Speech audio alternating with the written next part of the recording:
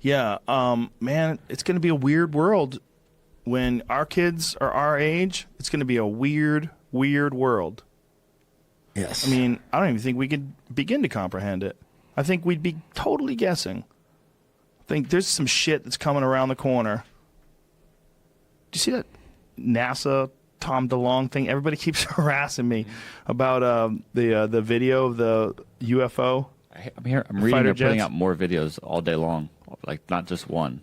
Like, put them out. of videos. Let's see them. Let me see one of them videos. Is Tom DeLonge putting out videos? No, his organization is putting out videos. Of UFOs? Yeah, it's a fighter pilot, an FA-18, I believe, is chasing this thing, and it's showing all the details of, like, the altitude, how fast it's going, what pitch it's at, and all that jazz. I don't know what that means, what pitch it's at.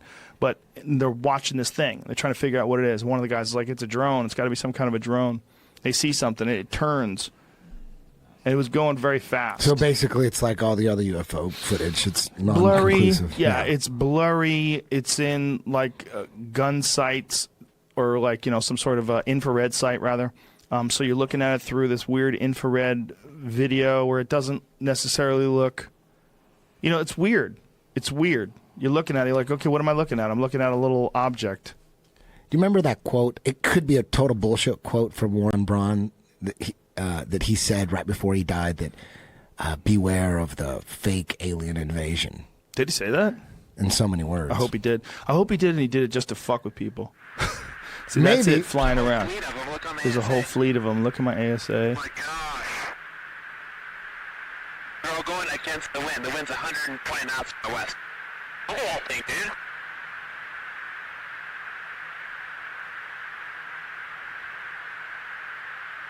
So they're following it for a while, and then it changes direction. That's not us, though, is it? It's not. That is on us, dude. Well, if there's like... It's rotating. So whatever that is fucking super interesting. And I heard they're now going to fly Travis Barker to Washington, D.C. to talk to people and give him some information as well. No way. Then, yeah. No next, way. Next, they're going to fly Kanye West. They're going to fly him out and show him the secret lab. For real? No. Oh. I'm making this up. Okay. I just think it's that crazy fake that as they're fuck. flying Tom DeLonge out. No, it might not be fake. It might be real. It could be. It looked fake. Here's the thing about aliens, right? How often do you think they'd have to visit? I think they could get it done once in the 70s and be done with us. They'd check us out and they'd go, look at these crazy assholes. This is what we're going to do. We're going to fucking, we're going to install some cameras on the moon. These stupid fuckers, they won't even be able to see it. We'll just put some big ass cameras to film them from the distance and let's get out of here. These people are crazy. Like this, they're going to have nuclear power with these assholes and we would never see them again. So like, if that really is a UFO, if it really is from another planet rather, how many times do they have to come here? You don't, I mean, if they are real, how much evidence would you really see of them? Would you see it once every 10 years? How often would they come by? Who had that joke that, was it you maybe? Some joke that, like, maybe this is like the Tijuana of the univeres or something? Yeah, this is the Tijuana of outer space. They only come down here when they're fucked up, want to see a show. Was that part of your Yeah. That was old. Yeah, that's super old. That's 2000s, early 2000s. Yeah, I think I'm a non-believer, that's for fuck sure. I think it's entirely possible. Like, if I looked up in the sky and an alien ship flew by, I would never think there's no way that can't be real, it can't be possible. I would think, wow, they visited us.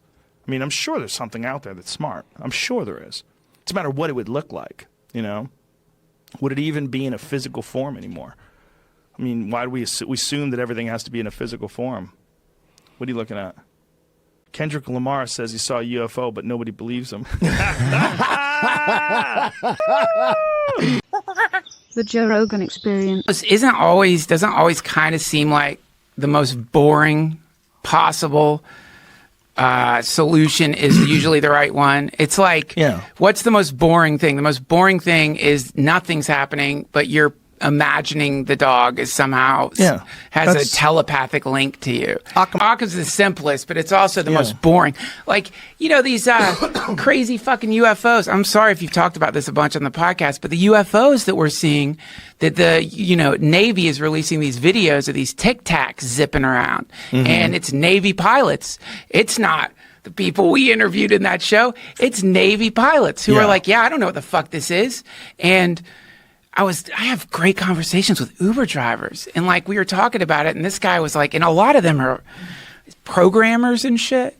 And this guy was like, it's probably it's a glitch in the type of radar they're using. I think it must be a glitch. I mean, that's the most likely reality. They're not seeing it with their own eyes. They're not? I don't think so. I think they're just picking it up on radar. And so he's like, maybe it's a glitch, or maybe it's like... We should find that out. Can you Google if the pilots were picking it up on radar? The pilots spotted UFO. To see if they've... Because I know some guys have spotted things with their own eyes. I know for sure some guys have. I'm not sure if the data set. I think it's probably relevant to the conversation, though. It's probably a good thing that we know. People listening going, yeah, what the fuck? I get super skeptical. I feel like almost like it's a plot. I don't want to go full Eddie Bravo, but I feel like when I see people talking about UFOs, I'm like, okay, what else is going on? What are you distracting me from? Mm-hmm. Is this really a big issue? I was like, is it really happening? Well, can I see it? What do you got? Got nothing? Oh, you got like some radar. You got radar from 1, 2 pilots, 3 pilots. Okay, I believe it, but I want to see more. Why do I want to see more? Like, what am I? And you'll get caught up in it. It'll chew up hours of your day. Yeah, man. There's a lot of those guys that we ran into on that show. I felt bad for them because they didn't understand what had happened to them. They had gotten caught in this weird loop of looking for secrets and looking for mysteries to be solved and looking for hidden conspiracies, and they get caught in that. And some of that shit is real, which is part of the problem. Some of it you can come across, the Gulf of Tonkin and the Northwoods, Operation Northwoods, you can come across a bunch of them that are real and raw, and you can see how they put that together. You're like, what? You could see real crazy conspiring. Yeah. And then you can get lost and think it's everywhere. That's right. Yeah. Well, I mean, this is like, dude, I was just... What is this, Jamie? Oh, according to Day, the AAVs, what does that mean? Is that the new UFO? How about you say UFO, you fucks? Come on, yeah. We really changed UFO. They have a little thing. We're AAVs. We don't refer to us as UFOs. These are my pronouns. Appeared at an altitude greater than 80,000 feet, far higher than commercial or military jets typically fly. Initially, the Princeton's radar team... It's a radar, really high processor. Prince Story is what it's called. It's like a really high processing radar system or something. Why is it spelled Princeton? Oh, yeah, it is Princeton. It's just that apostrophe spot. Oh, okay. The radar team didn't believe what they were seeing, chalking up the anomalies to an equipment malfunction. But after they determined that everything was operating as it should, they began detecting instances which the AAVs, I want to know what the fuck that means, dropped with astounding speed to lower, busier airspace. Day approached the Princeton's commander about taking action. He said, I was chomping at the bit. I really wanted to intercept these things. What? Yeah. That's we have the fucking craziest country. I know. Like there's an alien, man. I want to chase it. I want to catch it by the tail. Motherfucker. I was catch it by the tail. Put it in a fucking anomalous zoo. Aerial vehicles. Get the come on. fuck out for it. Whoever invented that new name is an ass. He's an asshole. Give us a break. I was actually the one who decided to call them AAs. Oh, come on.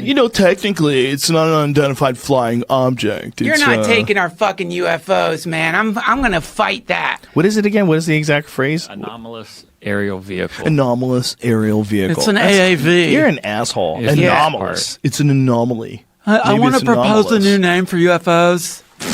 Anonymous. $1 billion study.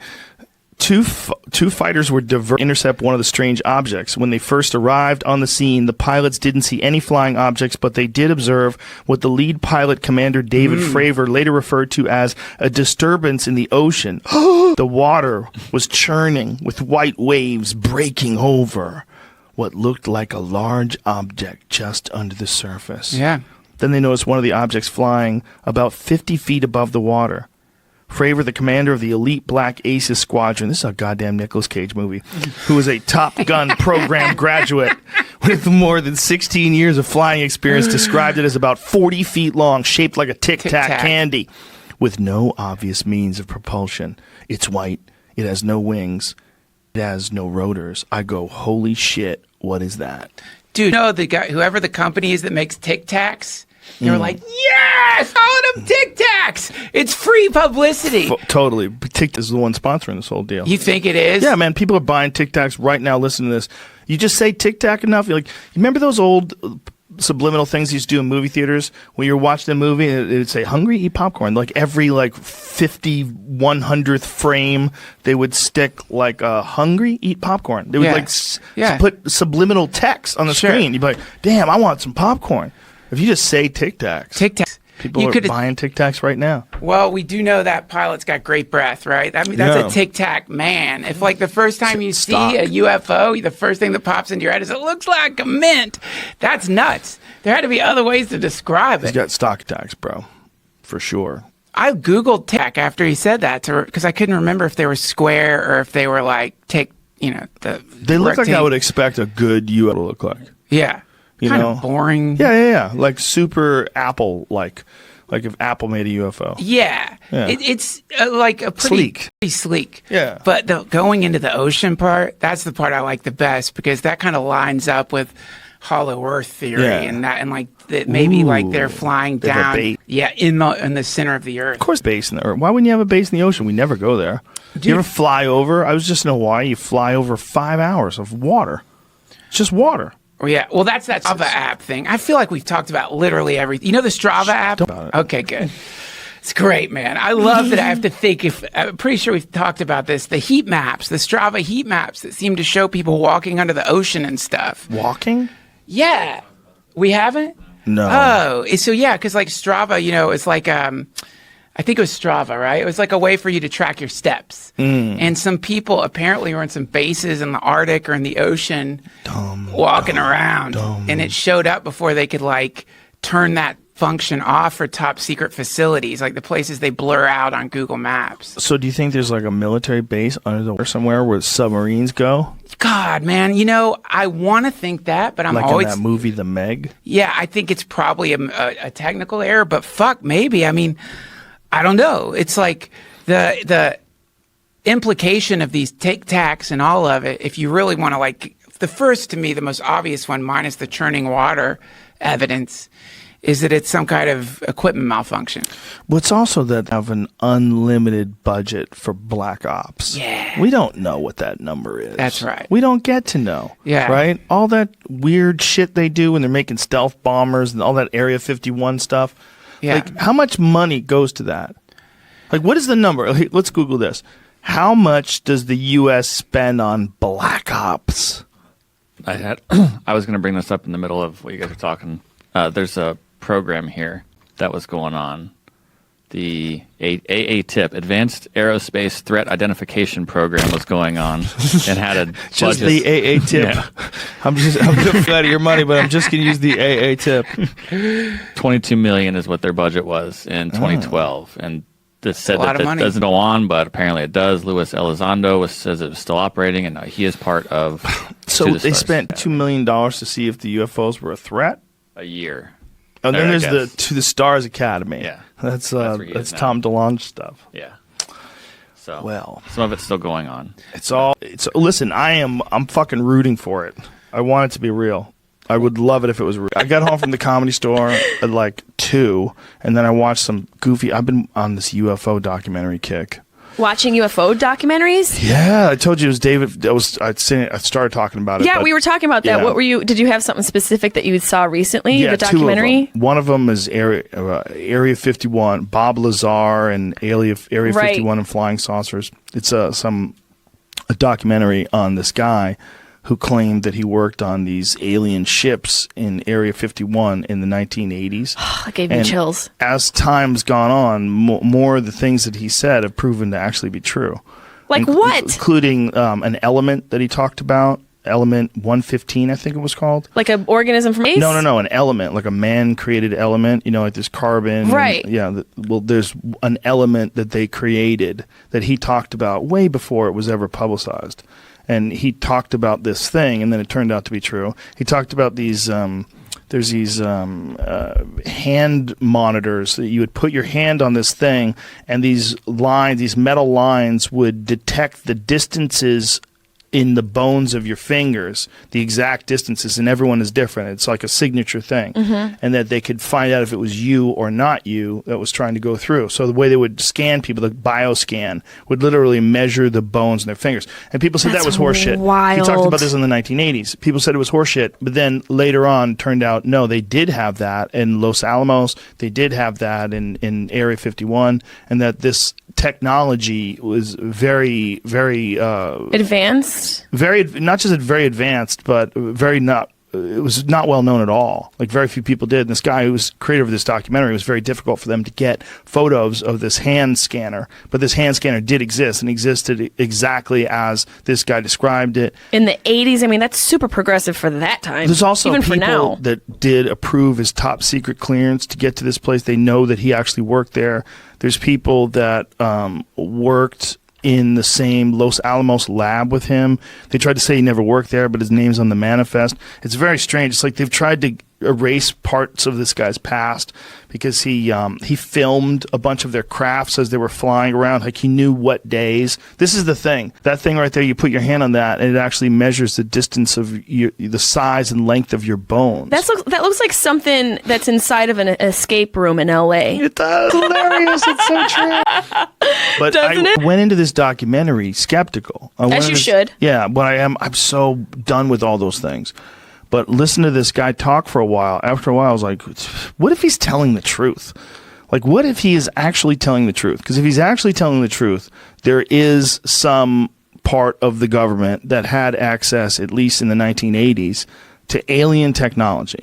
I mean, There it was probably spaceships. is. There probably is to that. Crazier things have happened. And also, like, just your mentality of believing him is probably the same thing that made Dr. Malachi Lovejoy Robinson III become successful.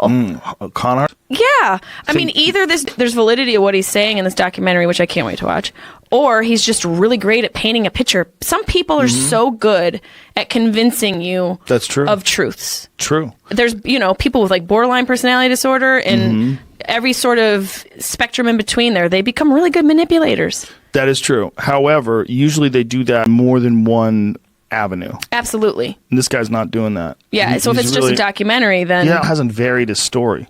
Like, I mean, he might have like changed the way he says things in terms of like the words he chooses, but the actual story is exactly the same as he was telling a long time ago. Is this a self-produced documentary, or is there a production involved? No, production company See, that's where involved. it's like, okay, there's probably some validity to this. But this guy around for a long time. I remember reading about him and watching videos about him, 20 years ago. I mean, don't you think you're somebody who you said and I know this about you. You love space. You're obsessed with that. The idea of what we are in the solar system and beyond. Like, how impossible is it to think that there could be a creature that could breach our atmosphere with some advanced technology and be able to just sort of chill, scoot around, scoots, magoots, check us out, and fucking peace out back up to wherever they're from. I don't think that's how they would do it, but yeah, I know what you're saying. Exactly. They scoots, magoots. Yeah, they just kind of cruise around, they're looking at us. Well, he had an interesting Little analogy. reconnaissance. He said if you brought a atomic engine to these people that live in the Victorian era and said, "Hey, this is a nuclear power plant. Like, here, check this out." They would fuck with it. They'd wind up getting sick from radiation. They'd wind up dying. No one would understand what it was or how it worked. They would never figure it out. Right. He goes, why would we assume that this is only from that one time with this one device? Why wouldn't we assume that there'd be some other technology that maybe we'll create someday in the future? I'm paraphrasing him very poorly. Yes, it's okay. Or someone You're a else scientist. from another planet would create that we wouldn't understand at all. And he said, and that's what we were dealing with when we were trying to back engineer the propulsion systems that these things use. They use some gravity-based propulsion system. And it was something that would manipulate gravity in front of it. Look, I'm too stupid to know the science of it. I don't know if he's if you were You're a scientist. You're supposed to know these things. Not yet. I have to get my degree. Joseph I need Rogan. to get a degree so I can call myself a doctor. I just want to get an honorary one like Cosby had. Why? It's gone. He doesn't have it. He doesn't have it anymore. Back. They The took that honorary shit ones back. they could take back. Yeah, take them back. He can't keep those. Yeah. He can't keep that. Actually, I think he wrote an essay, and that's how they gave him his doctorate. But that's neither here nor there. Gross. Probably got more than one doctorate. I'm sure he did, and he didn't deserve them. But I think, there's got 100%. 100%. But I like to say there's not. It's like, stop. You think Stop this is just dwelling it? No, I don't think it is. But it is entirely possible. I use that phrase too often. And it's entirely possible? Yeah. You got to get a I gotta get mashup a of new all one. of those. Oh, see out there. Yeah, it's hilarious. It's like 50,000 of them. That needs to be on a shirt. It's possible that we're the most advanced. That's It possible is a possibility. too, because something has to be the most advanced. Absolutely, and something has to be. We could also be on that part of the spectrum. Sure. Maybe we're the last to evolve. 100% possible. Like if there's an infinite number of life forms out there, like if there's an infinite number of planets and there's an infinite number of Earth-like planets that can have beings like us on it, who's to say that we're not the most advanced? Maybe they're all like people from the 1820s. Yeah, they're They haven't still caught up to us yet. chiseling shit. They're still Chiseled in the stone and 1820s. chisels. But I'm talking like old shit. They don't even have pens and papers yet. Like the orangutan that was fishing with a spear. There's just a bunch of advanced orangutans that are like, putting hieroglyphics in caves. It's possible. It is very possible. It's totally possible. But because we're just basing it off of our own experience and Right. perception of what we have been exposed to. No idea. The other really interesting scenario is that they're time travelers. Ooh. Is That's that really that's exciting to think what about. they are is some being from the far distant future that understands that it could come back and observe us and see like where things went wrong, where things went right, but do so in a way that's as minimally intrusive as possible and occasionally interfere with things. The Joe Rogan Experience. So you're working there, and while you're working there, you're under this crazy schedule. Forgive me for explaining your story, but you would get these phone calls. You would have to go to the airport at 11 p.m. and your wife started thinking that you were having an affair. Yeah, apparently so. Now, I did give my permission to have, as part of the, security clearance process. I gave written permission to have the phones monitored and things of that sort. So they weren't doing any covert stuff. They with any Q clearance, which is civilian top secret clearance or military top secret clearance, they go talk to friends and, places you've been, make sure you're not connected to foreign countries. But, monitoring your phone is nothing unusual. However, they insisted that, you don't even talk to your loved one, to your partner, to your wife, whatever, about what's going on. So she was essentially in the dark and didn't know the phone was being monitored. Well, part of the security clearance is that not only do you not have any connections to foreign countries and aren't a maniac, but you have to have a stable home life too. Well, she started having an affair with a flight instructor. Now, they were monitoring this on the phone, and they knew it, and I didn't. So they stopped me coming in, and their attitude at the time was, we need to see how this is going to play out. And if Lazar's going to get a little weird or anything, so let's just, hold him off from coming in and, see what happens. And they expressed to you what was happening? Well, after the fact, yeah, because time kind of went on, and there were guys that were following me around, and I started getting a little concerned, going, well, shit, are they booting me out of the project? And if so, they're not just going to let me hang out at home and go get a new job knowing what I know. So as time went on, I started getting a little concerned, and I took my closest friends and just kind of got together. And I said, hey, remember that job I told you about? This is what's going on. And you don't need to take my word for it. Wednesday night, we need to all go out here. I want to show you what's going on. So I took everybody, and we went out to, remember, since I had the test flight schedule, and went outside the base, out into the desert, and so everybody could see, one of the high-performance tests. And, it left quite an imprint on everybody, so they knew I wasn't. And there's of these tests, right? But remember, this is in the dark in the 80s with a big monster-sized camcorder, and you got, a bright light jumping around. But, we did video of it, but there's no, by today's standards, it's... But is your video specifically available, the video that you took? Well, George Knapp has it. Is it I give online? it down. Do you know? I have no idea. Jeremy? Yeah, clips of it in my film. It's a deep analysis of it. It was interesting to take a look at how... Pull this microphone up to your face. Keep it about a fist from your face. All right. To see how his video looks now, but as far as video evidence, I mean, we are talking 80s camcorders. The most important thing is the human story here. Everybody that he took up there on 3 separate occasions, they don't all like each other. They don't all talk. They all agree on one thing. They saw something that night at the exact point in time and space that Bob Lazar said. And remember, this is 17 miles south of Area 51. No one even knew really about Area 51. We're talking Papoose Lake, and they all agree. They saw something that night they had never seen before, and they've never seen since, right when he said it. So that's one of like the 6 things where I'm like, how did he know? You can dismiss him. I tried to dismiss it. But some things we can't get around, and there's about 5 or 6 of them. How did he know about those? If Jamie wants to find a video right now, what would he look under? Bob Lazar, UFO, S4, Area 51, just kind of like that. So it's like the S4 UFO video, Bob Lazar, and a guy does an analysis, but you're analyzing these 80s videos. Right. He from the very beginning, Bob never said, I have proof of my story and I'm going to tell the world. He said at the very beginning, I cannot prove my story. That's not why I'm telling this. George Knapp convinced him to tell people, and he lived through it, and I didn't believe it either until I talked with George. Okay, so you film this test flight, one test flight, and then you get caught. Actually, it was, I think, the 3rd time, because we went out there the first time.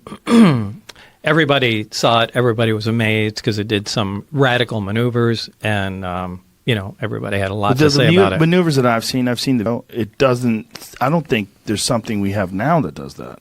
No, in terms of like a human piloted craft. I mean, I don't know, obviously, what the government... No, it's possible. Nothing can move like that. And remember, we didn't start filming from the very beginning.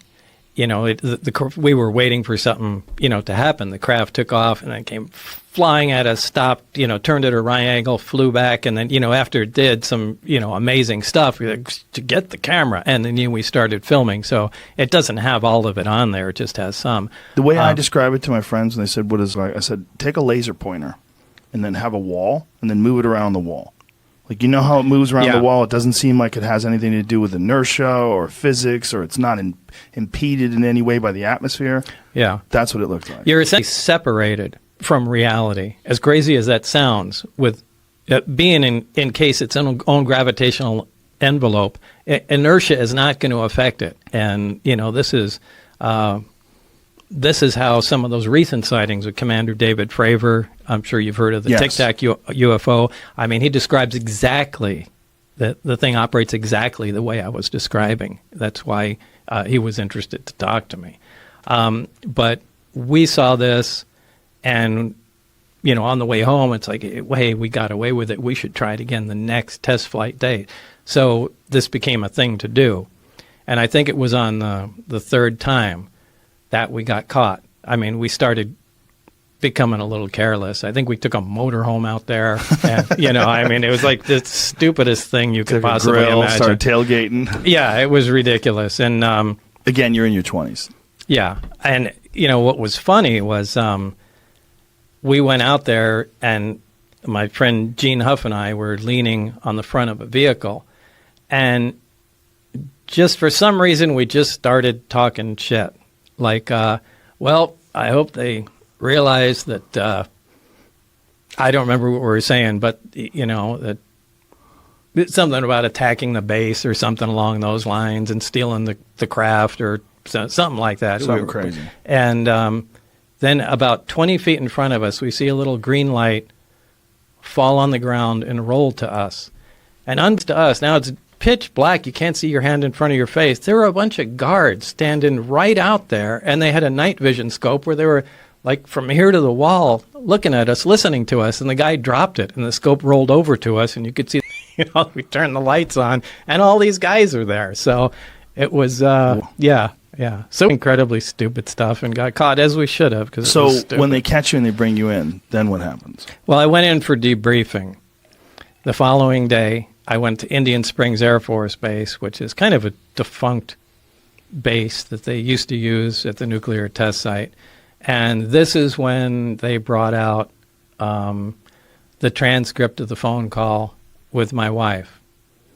And, you know, they sat me down and we said, you know, when we meant to keep the secret, we meant you can't tell your friends, right? You know, and it just being sarcastic and trying to. And then they got real serious. But this is where they, you know, took the transcript out and were reading me what my wife and, you know, our friend were talking about. And I don't know, it was a hard time. So what happens from there? What do they do with you? Why don't they arrest you? I don't know. I don't know why. I'm not sure exactly they knew what to do, but they did let me go that night, and I went home. And this is kind of when the most stressful part started. Because you realize being monitored. Yeah, now 24/7. Now I know not only am I being monitored, but now I know I'm in trouble. And it wasn't a short time after that I contacted, you know, at that time the only investigative reporter I had heard of in Las Vegas was George Knapp. And, you know, told him some of the story because I had no idea what the hell was going to happen at that point. So George Knapp tries to dissect your story, tries to find holes in it, tells it, puts it online, and makes everybody aware of it, and that's how I found out about it. Yeah, to make a long story short. Yeah. What happens, to really make a long story short, what happens from there on? I mean, do they contact you and say, hey, Bob, it's probably a good idea if you shut up? Well, they try to label crazy? Was there... There were a lot of things that happened at, you know, between that point. I'm leaving out a lot of stuff to fill in the story. We'd have to go back to Los Alamos and well, I really don't want to talk about that. The top secret stuff that you were working on. No, I'm talking 115. Well, I don't know. I have to think about how I'd. What is them? With this? I don't want to get myself into more trouble by admitting something. So I just have to dance around a couple. He was rated just during filming of the movie. People thought it was the movie's good. It's on Netflix right now. If anybody wants to check it out.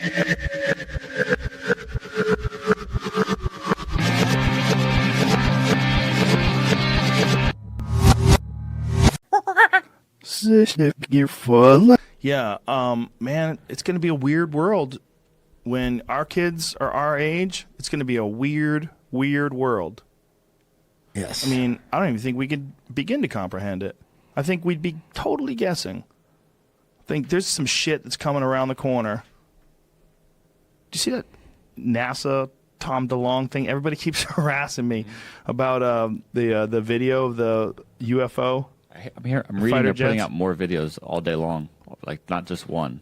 Like Put lots them out. of videos. Let's see them. Let me see one of them videos. Is Tom DeLonge putting out videos? No, his organization is putting out videos of UFOs. Yeah, it's a fighter pilot, an FA-18, I believe, is chasing this thing, and it's showing all the details of like the altitude, how fast it's going, what pitch it's at, and all that jazz. I don't know what that means, what pitch it's at.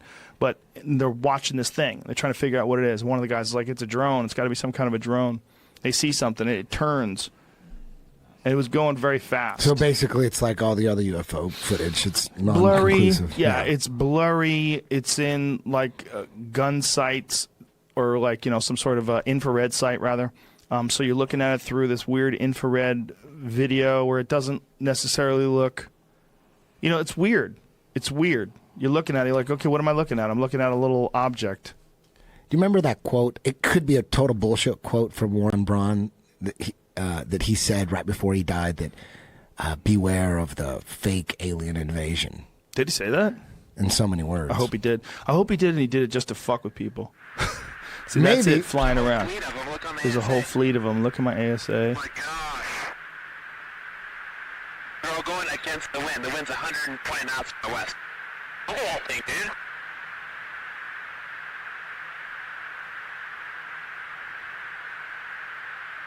So they're following it for a while, and then it changes direction. That's not us, though, is it? It's not. That is on us, dude. Well, if there's like... Look at this.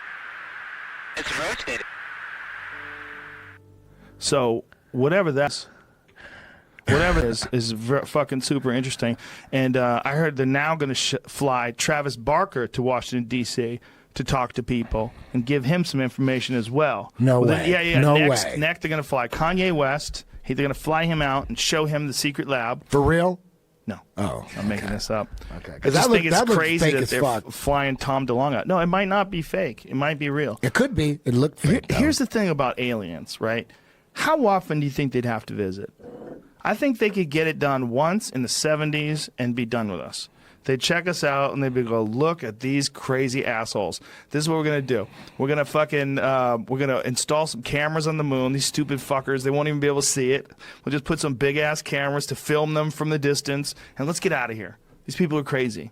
Like this, they're going to have nuclear power with these assholes and we would never see them again. So like, if that really is a UFO, if it really is from another planet rather, how many times do they have to come here?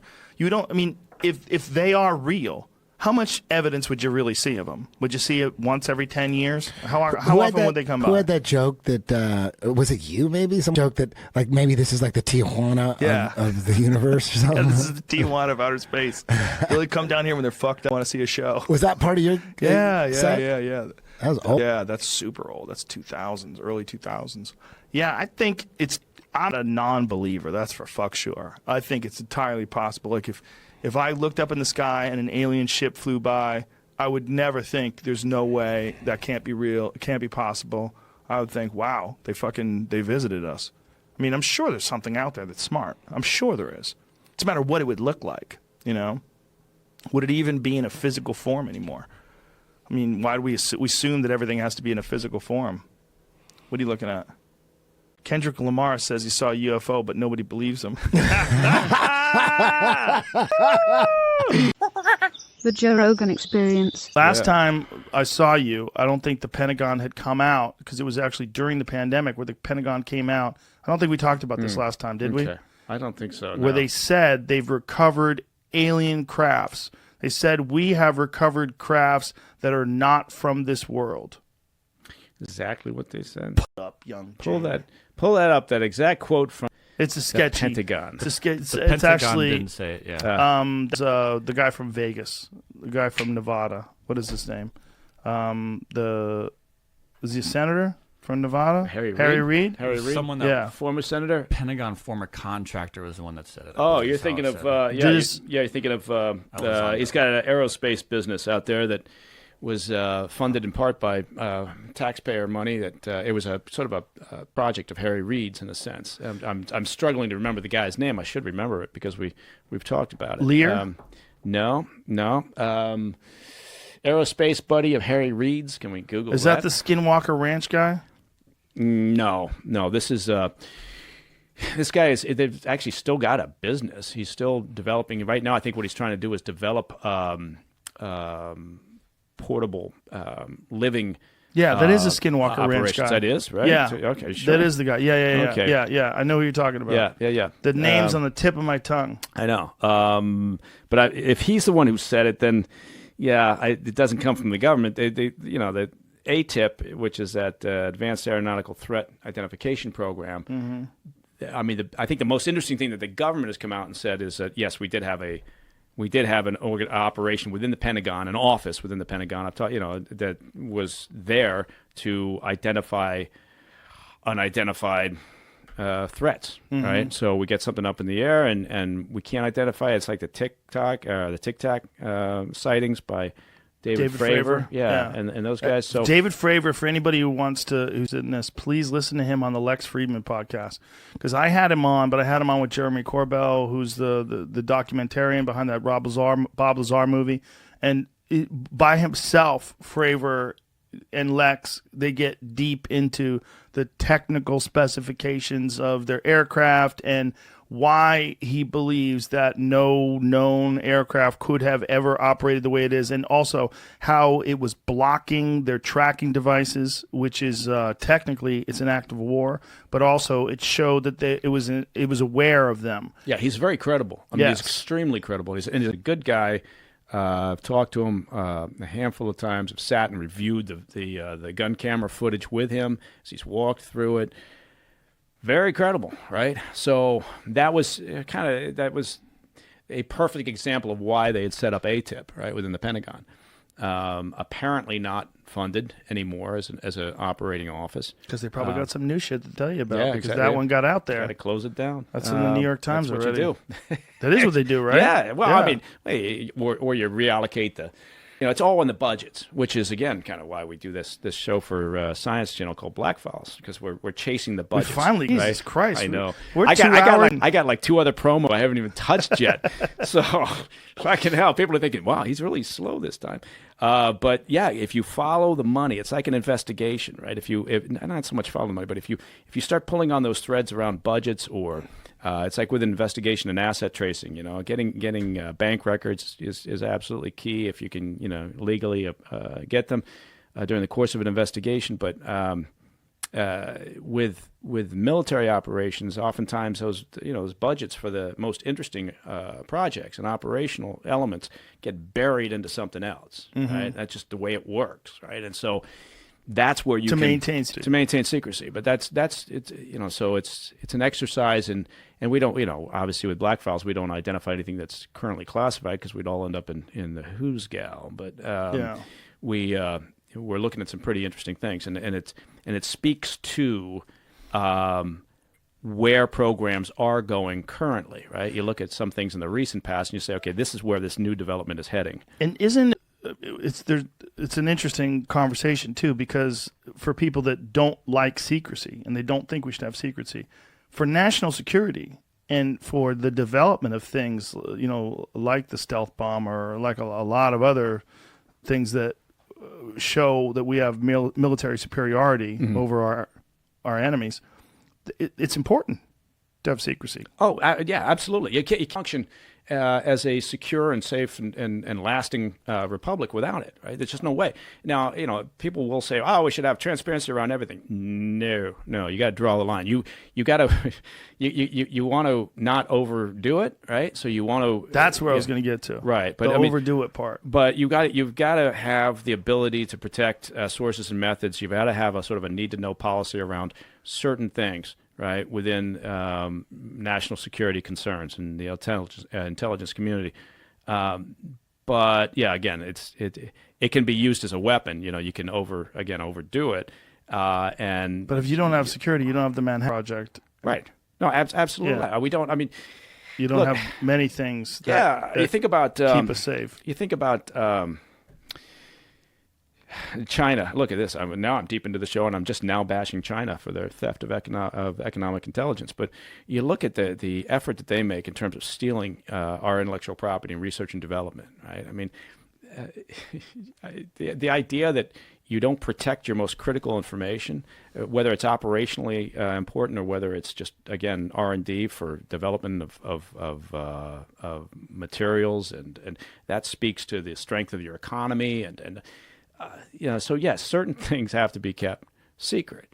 But again, you can overclassify things, which tends to happen, right? You tend to just because you're trying to protect everything, right? So I'm just going to overclassify, and that also creates a problem then. So, trying to strike a balance, it's a human endeavor, so you never really get it right, I don't think. But well, this is where people feel like the line when it comes to alien spacecrafts, and if the government knows and is aware of alien spacecrafts and alien technology, this is where the line of secrecy and being sworn to oath, where it crosses over into a need to know for the general public.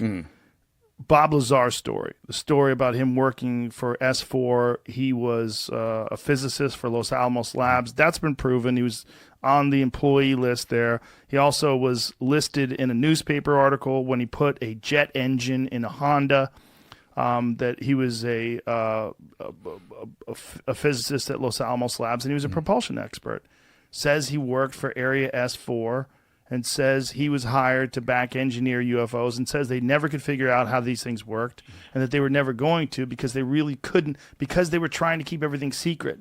They couldn't share all this Right. information with the general scientific community. And he's like, science doesn't work in these containment bubbles. You can't compartmentalize science and have only a few small propulsion experts sit around and try to figure this thing out, and then they fire and bring new guys in, and no one ever gets it. Right, which is what you use against. I mean, if I'm trying to pull information out of another nation, right? If I'm targeting intelligence from, and they're developing some new ballistic missile system or whatever it is, propulsion system, then yes, I'm gonna play off of that desire on the part of engineers and scientists to have a collaborative community, right? And the Chinese do that very well, right? And particularly when they target Chinese Americans working here in the U.S. in potentially sensitive positions. This idea that we're all working together, and this is just what we should be doing. We've done. My company has done work trying to protect information for companies, pharmaceutical companies is a good example, where the scientists, the engineers, the doctors need that free flow in their mind. They got to have this free flow and this collaborating and this sharing of information. And meanwhile, you got the other side, where the bean counters and security personnel and all that, and they're going like, no, this is the lifeblood of our company. We can't risk losing this information, so we got to lock it down to the degree we can. Those two things don't necessarily coexist all that well together, but you got to try to find some medium. So, I think, there's the fact that the government came out and talked about ATIP. I thought it was a big step, right? That's a big deal for them, right? I mean, that they would discuss that. Do I think that they're hiding? Again, I don't take anything. I wouldn't take anything off the table, right? Frankly, because I don't know, right? So it would be stupid of me to say no. They definitely aren't holding on to some propulsion system that isn't of this world or whatever. If I don't know it, I can't say absolutely not. But wouldn't you want to know, though? Oh, sure, yeah. But I mean, what do you do? I mean, grease a few palms. Is that it? Yeah. Get in there. Yeah. I want to see it. Yeah, I guess do that. I'd let the go right now. Listen. Yeah. I'll say a lot of shit that's not true. Just get me to the UFOs. Show me the UFOs, and I'll lie. Oh God! No, we're doing. It is. It's not true. Yeah, it's. I'm lying. No, don't tell me. No. I'm lying. Because Yeah. if you tell me, I'm telling everybody. He's telling everybody. Yeah, It's a lie. Look, they know. Sure, they know that. They know that. They're writing it down right now. Whatever happens. But it's too bad. Episodes of the Joe Rogan Experience are now free on Spotify. That's right. They're free. From September 1st to December 1st, they're going to be available everywhere. But after December 1st, they will only be available on Spotify, but they will be free. That includes the video. The video will also be there. It'll also be free. That's all we're asking. Just go download Spotify. Much love. Bye-bye.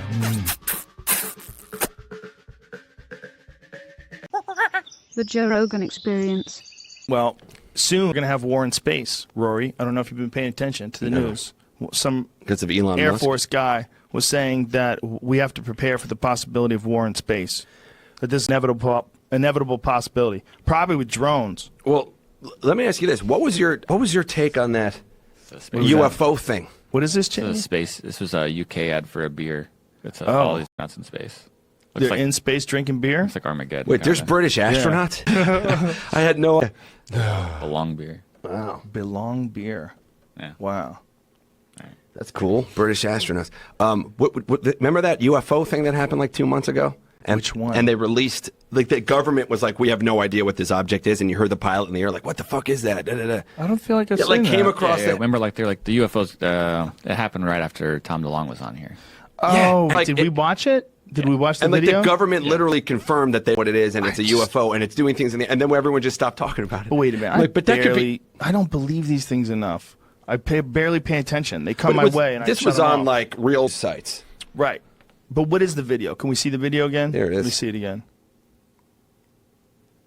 Oh, see, stop. Hold on. This has been, now I remember. This has been debunked. You know who debunked it?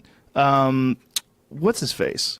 Mick West. Mick West from metabunk.com. What they did was they changed the perspective from 1x to 2x.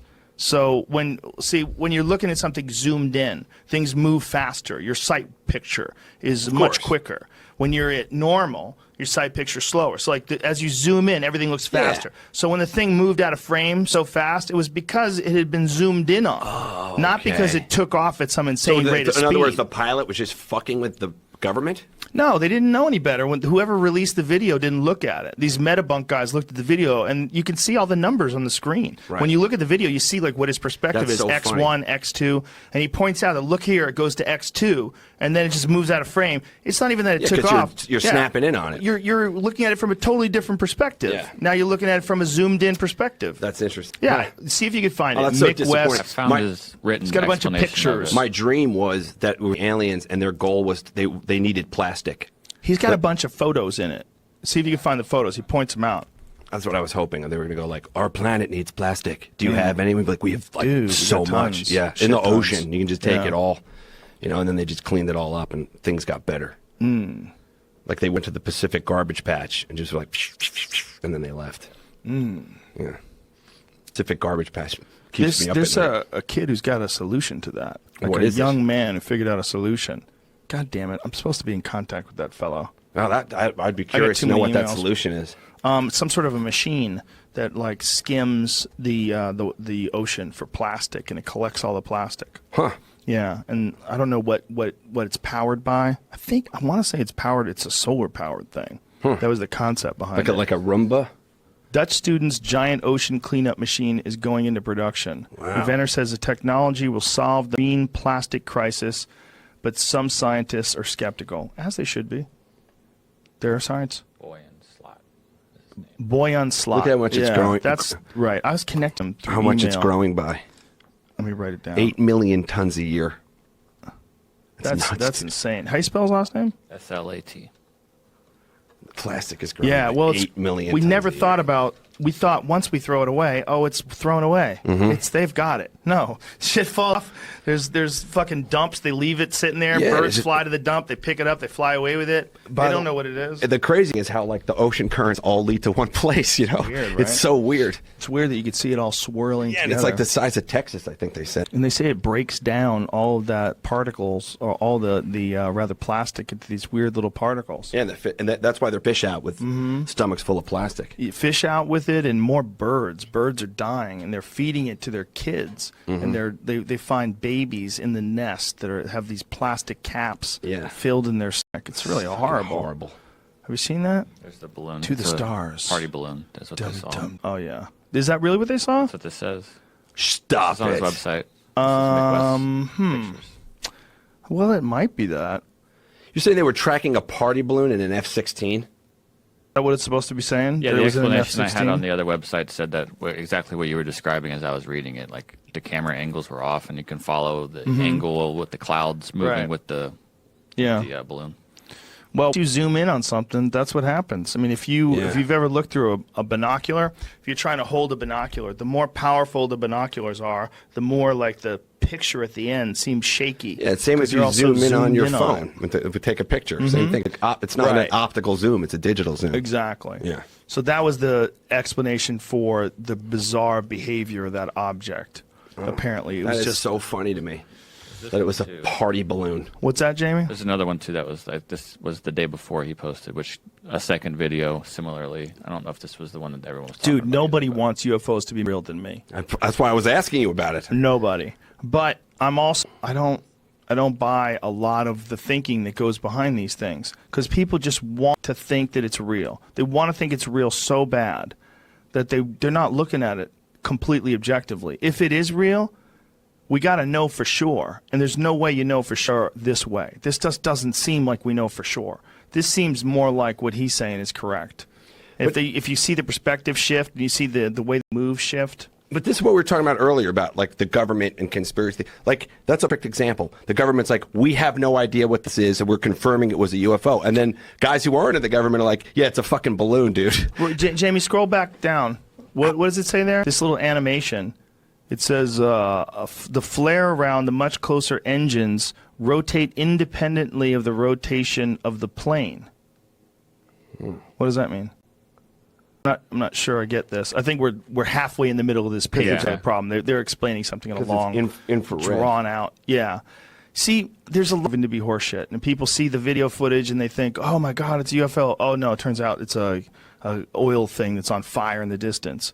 Like, there's a lot of weird things that you see in these like real blurry infrared scans or whatever that is, night vision scans. Yeah. I want to see some real shit where you look at it and you go, okay. Yeah, definitive That's a proof. fucking UFO. Yeah. Like, what is that? But is that real? And if someone says that there's no way they're going to fake that, then I'm curious. But right now, I just think too many people want it to be real. Yeah, but for so the Pentagon sat on that for like 10 years and then released it, and no one in the Pentagon figured it out until like it got out into the private sector online, and something's like, yeah, it's a balloon, and you zoomed in on it, you fucking idiots. Look, it says 2x. That's my point about government conspiracies. I'm like, yeah, it just seems like incompetence to me. It could be. Like, nobody looked at closer. But they were that's like, it's a just the UFO we've people- known for 10 years. But that's just the people that were responsible for that were incompetent. Sure. I mean, do you think that you would give the fucking UFO searching job to anyone you wanted to do real shit? The UFO searching job is a job That's you fair. give to your friend's cousin. That's fair. You get him a job at the That's CIA. fair. Like, That's fair. listen, bro. Yeah, they're like, you are yeah. going to be involved in a top secret operation. Huh? What do Hey, we got? Wachowski, get in here. We got a job for you. are going to be searching for UFOs. What do you know? What do you Jeepers know? creepers, boss. Well, we're going to rely on you. You've been carefully selected. Remember And they send spies- us remember spies like fucking us? stupid to interview people in their farms and shit that are all high on moonshine and crystal meth. No, and I saw it. I saw it. It was lit up like a goddamn candle.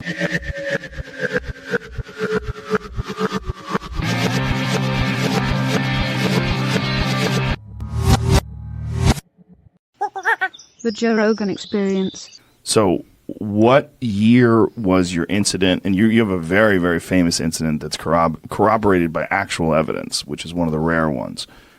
What year was it, and where did it take place? So it was 2004, November 14th. It's really, if you draw San Diego to Ensenada, Mexico, we're about 60 miles off the coast in between the two. We're doing workups, so when we get ready to deploy, this was for the 2005 deployment. We were going at sea for November and December of 2004. So we had been out. I had just taken over the squadron mid-October, so I'd been the CO for a month. So we go out and we're putting the battle group pieces together. So it's not just the air wing, but we're on the carrier. We've got the cruiser. We've got all the support ships out there, and we're going to integrate all the defenses and train as one unit. So the exercise that we're going to do is an air defense exercise where there's good guys, bad guys. They're all from the air wing. So the bad guys today are going to be the Marines, VMFA 232, the Red Devils. So they're going to launch, and they're going to go about 100 miles south of the ship, and we're the good guys, and we call it a 2v2, so it's two of us against two of them. And we're going to work with the USS Princeton, which is going to be the controller, and they're going to control the blue forces, and then the red guys are going to give us a presentation that they're going to try and intercept so we can stop them from getting up towards the carrier. So that's kind of the training set that we're all good. So the Marines take off first, and they start heading to the south. Now, we have no idea that for 2 weeks, the 2 weeks we've been at sea, they've been tracking these things coming out of the sky. And when I talked to the Princeton controller, he's like up to about a dozen of them. They would come down from above 80,000 feet. They'd drop down to about 20,000 feet. They'd hang out, and then they'd go straight back up after about 3 or 4 hours. Now, when you say you've been tracking them, who specifically? The Princeton was tracking them. They saw them on the Nimitz radar, and the E2 could see them.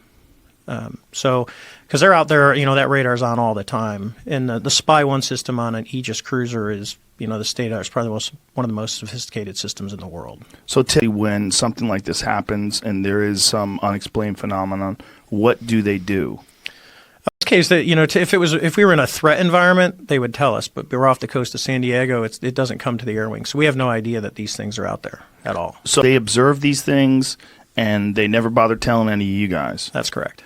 So they just knew that these things had been visiting this area, yes. But they just allowed this training exercise to take place anyway. Yeah, talking to them, for the 2 weeks, they would show up, but it was when we weren't flying. So the typical carrier schedule is, for us, it was about noon to midnight.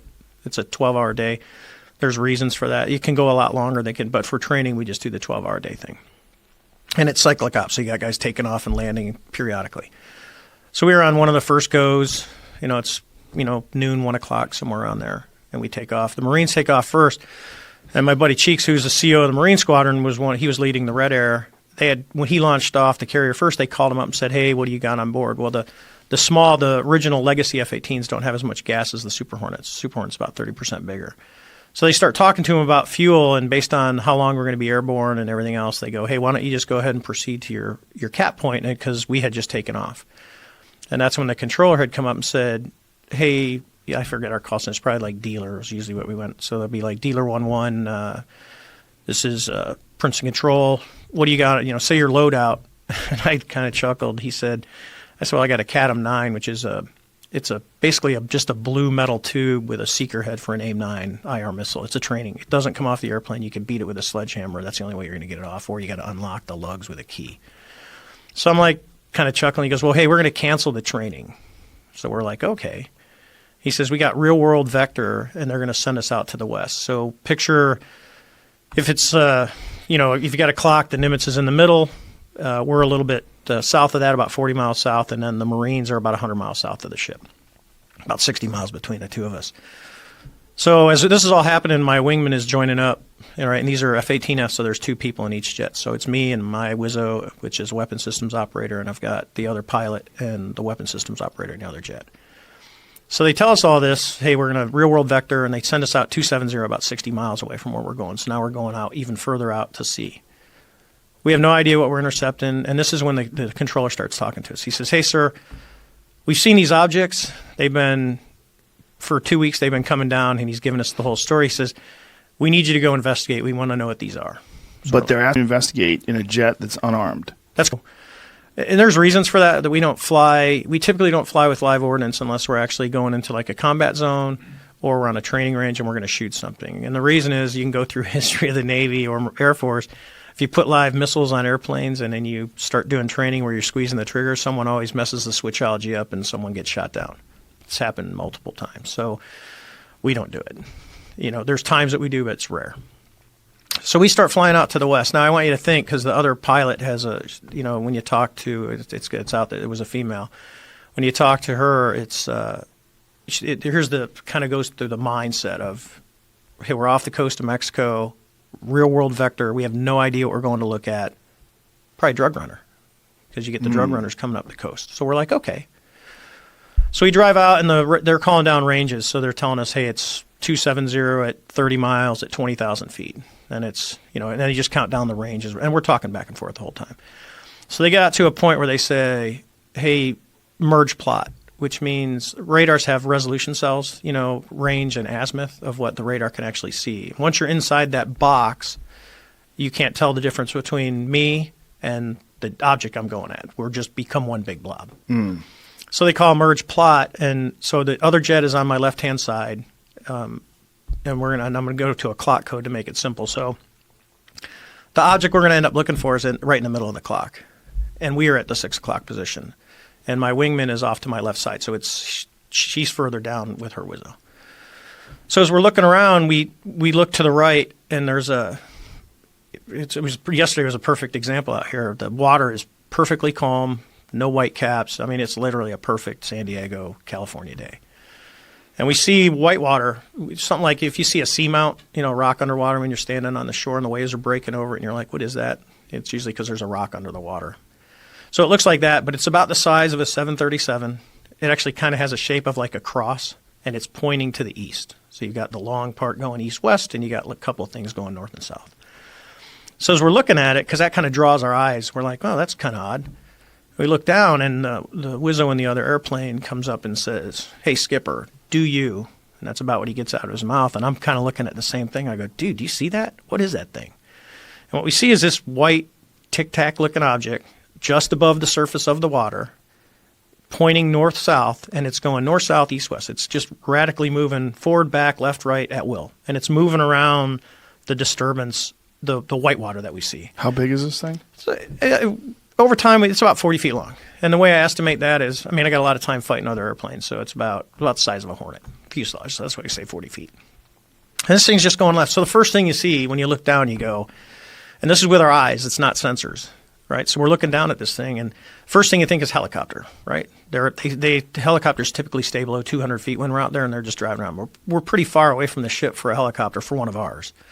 So what is it? So the first thing you look for is rotor wash. If you've watched any TV show that starts kicking the water up, and you can see that it's really easy to see from the air. So we're like, no rotor wash.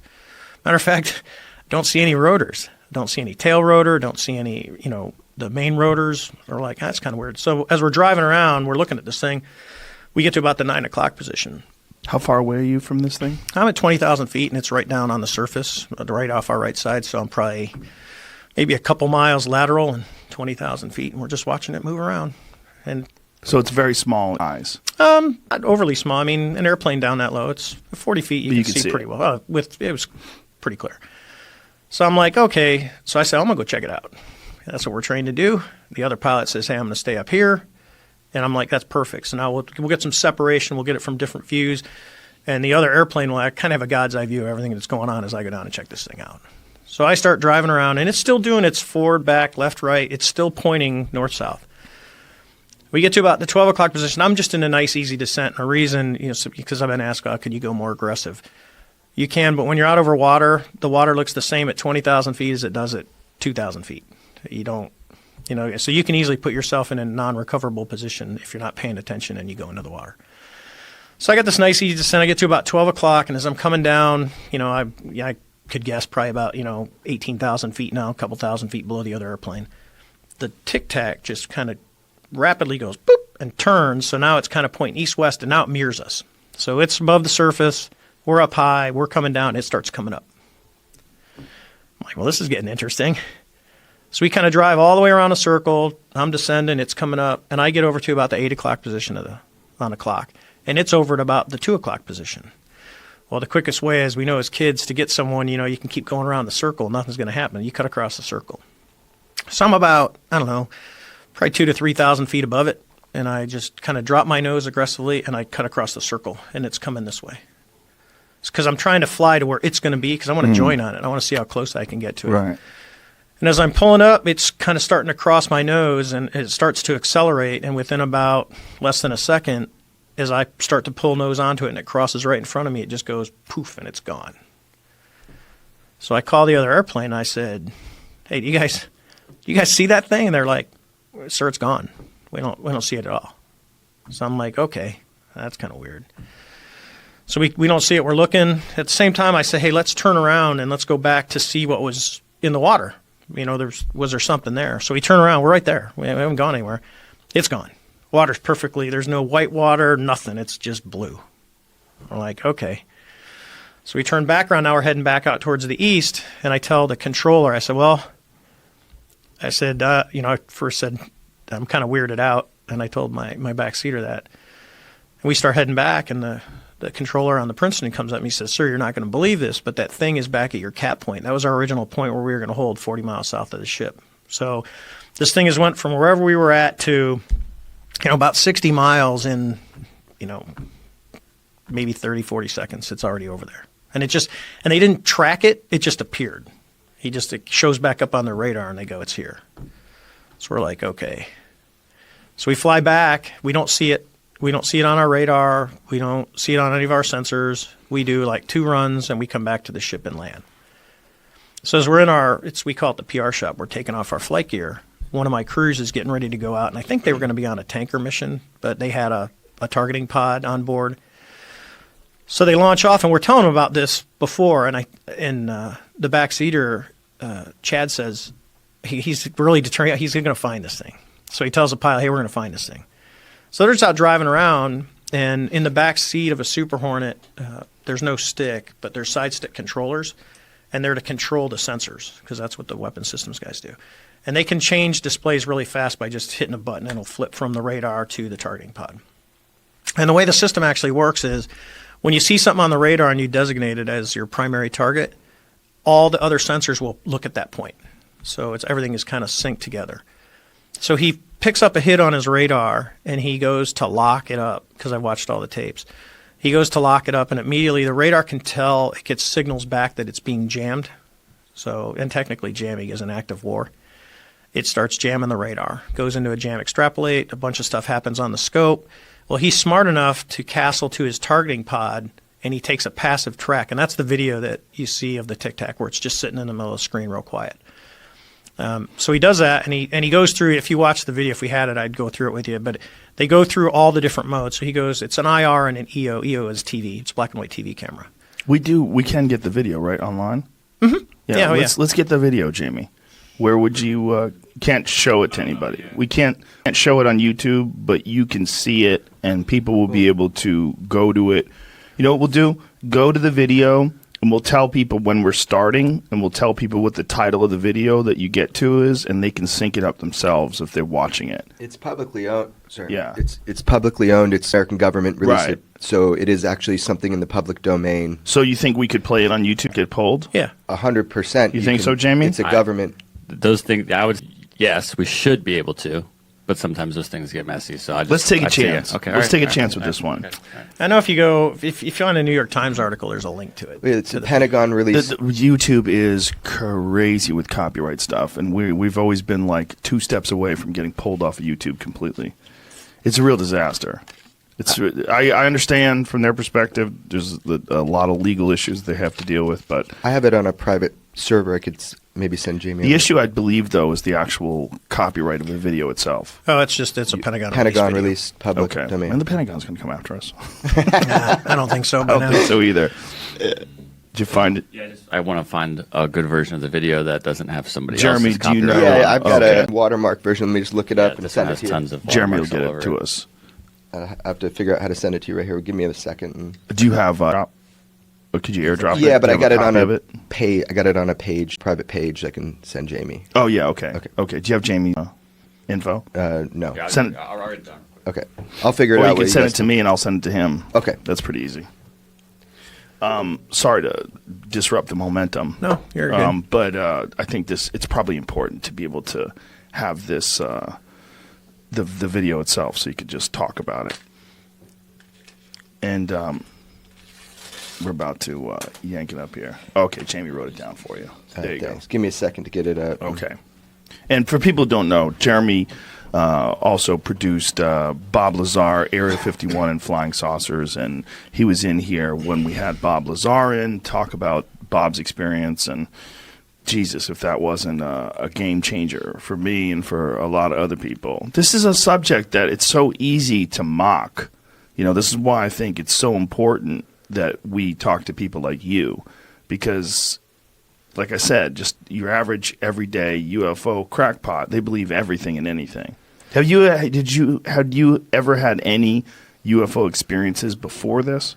No, the irony, I tell this story. My mother-in-law, she'll be listening. She literally, every time I would go home, she would ask me, "Hey, did you see a UFO? Did you see a UFO?" And I'd be like, "No."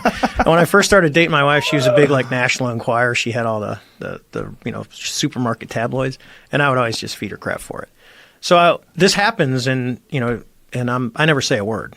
So my friends all knew it was a great story over beers because they'd go, "Hey, what's the coolest thing you ever saw flying?" I go, "I chased a UFO," and they go, "Get out of here!" I go, "No, seriously," and I tell them the story, and they're like, "Dude," I go, "Yeah." So I go home, and I got asked by Lou Elizondo to do the New York Times article, which, as like anything else, I always say no. Like, it took a bunch of times to get me on your show. Jeremy kept asking, and it was... Thank you, Jeremy. Yeah, you got to thank my contractor's wife, Angel, who we were at a party drinking, and she goes, "You got to do Rogan." I go, "What?" She goes, "It's the biggest podcast on the planet." She goes, "You got to do it." And I go, "All right, I'm going to do it. Just for you, I'm going to do this show." So shout out to Angel. Yeah, from New Hampshire. So my mother-in-law, we're sitting there, and I know the New York Times article is going to come out, and so it was at Thanksgiving when the article came out, 17. So it was Thanksgiving in 2017, and everyone had kind of left the house, so it's just my wife and my in-laws. A couple of us sitting in the kitchen, and I said, "Hey, I got to tell you guys this." They said, "What?" I said, "There's going to be this article comes out in the New York Times, and I'm in it." And they're like, "Yeah." I go, "Well, I chased a UFO." My mother-in-law's like, "Ha ha!" She looks at my father-in-law. He's rolling his eyes, looking at me like, "Oh, are you serious?" And I go, "Yeah, oh, yeah." And she's like, "You never told us." I go, "I never really told anyone." I mean, my wife and kids knew the event happened, but they didn't have all the details because it's just one of those things I just didn't get into. Is it classified? No. Or was it at any point in time? No, there's a lot of rumors out there that it was classified and the ship locked down. No, it wasn't. We were never, men in suits did not show up. No one told us not to talk about it. And this is because there's a lot of other people saying other things. And I said, look at it. Here's the context. So in the battle group, you've got the admiral, You got the captain of the ship, the captain of the Princeton, and then you've got the other COs. So in position-wise, I'm probably, as a CO of a squadron, in the top 20 out of 6,000. And no one came to talk to me. No one came to take my tapes. No one showed up in a suit. No one told me not to talk. No one talked to any of my air crew that were involved in this. There were 6 people total involved, the 2 that shot the video and the 4 of us that looked at it for 5 minutes with our eyes. No one, nothing. It just, and I can get into how, there's a report that George Knapp got released. I call it the unofficial official report. And I had met someone, and I'm like, hey, can you find anything out? I had this incident. And normally you tell people this, they look at you like, dude, what are you smoking? And I'm like, no, I'm good. I'm tested. And they go, and they said, well, let me see what I can do. And I had got a call. I was doing some aerospace work, and I had gotten a call on my cell phone from a guy. And he said, hey, I want to investigate your incident. And I go, okay. So he did. He investigated the incident, and it was very, very thorough. I mean, if you've read it's about 10 pages long. And he tracked down everybody. He tracked down all the people that were the air crew that were involved. He tracked down the admiral. It was a pretty thorough report. And I didn't think anything of it, because the people worded it's out there, so they want to do FOIA, but it was never released in a FOIA request. I actually had the Navy call me. I'd been out of the Navy for like 6 years, and let's explain to people that means freedom of information. So I got called by a public affairs person from the Navy and said, hey, is this Commander Fravor? And I said, yeah. And they said, hey, do you know of any documentation on your UFO incident off the Nimitz? And I said, official. And she said, yeah. I said, no, because I knew the report existed, but to me it was an unofficial because I didn't know where it went. And I had a copy of it, but because it wasn't official, well then years later I find out that the guy who actually did the report was part of the ATIP team. And I was talking to Lou Elizondo, who runs that program, and Lou showed me the documentation of the original, I think it's like 13 people that were part of ATIP, and they were FOIA exempt. And I'm like, well, that's hey, I know that guy. He's the guy that did the report, which is why it never ever came out until George got his hands on it. How does the Freedom of Information Act exempt? Obviously, DOD has the ability, because I'm not a conspiracy theory person at all. I mean, I'll just tell you that. And I think there's reasons that the government doesn't tell the public everything. And I don't speak for the government, but I think there's a good reason for that not everything needs to go out to the public. But most of it does. And what they do is they put a clause on, hey, for this program or whatever we're doing, which would have been an ATIP program, the work that they do and what they find it's not releasable through Freedom of Information Act. There's probably other avenues to get that. And then you go, well, what really is freedom of information? Because I got into this I was talking to someone who's a conspiracy theorist, and they said, well, so-and-so wrote, and they're not getting any information on your event. I said, so what are they going to do? They're going to call up, you're going to put in your request for freedom of information. You go, here's what I want. It goes to some poor guy at the Pentagon who's like, I have no idea what this is. And he searches around, he doesn't find anything. He looks at his bud, and I go, for you. I go, hey, Joe, you got anything on the Nimitz incident? And you go, nope. And I go, okay, well, I didn't find anything. I looked. I did my due diligence, but I'm not going to spend the next 6 months of my life doing your research project for you. Right. So and you get nothing, and then you assume the government's covering up when the government really isn't. They just, the guys doing the research doesn't know where it's at or doesn't have access to it. Makes sense. Jamie, we have the video? Okay. Here we go. Now, explain what are we seeing and why are we seeing it in this particular Okay, shade? so we'll just kind of go around. So if you look at the OPRs operate on the top corner. NAR is narrow field of view, which is zoomed in. IR at the top middle, it means it's in infrared mode. So instead of seeing color, you're seeing temperature variations. Okay. And these things are extremely sensitive to within like tenths of degrees. They will tell you the difference due to color. So it'll go from black to white. So in case white is hot. So if you look down in the bottom left corner, it says WHT.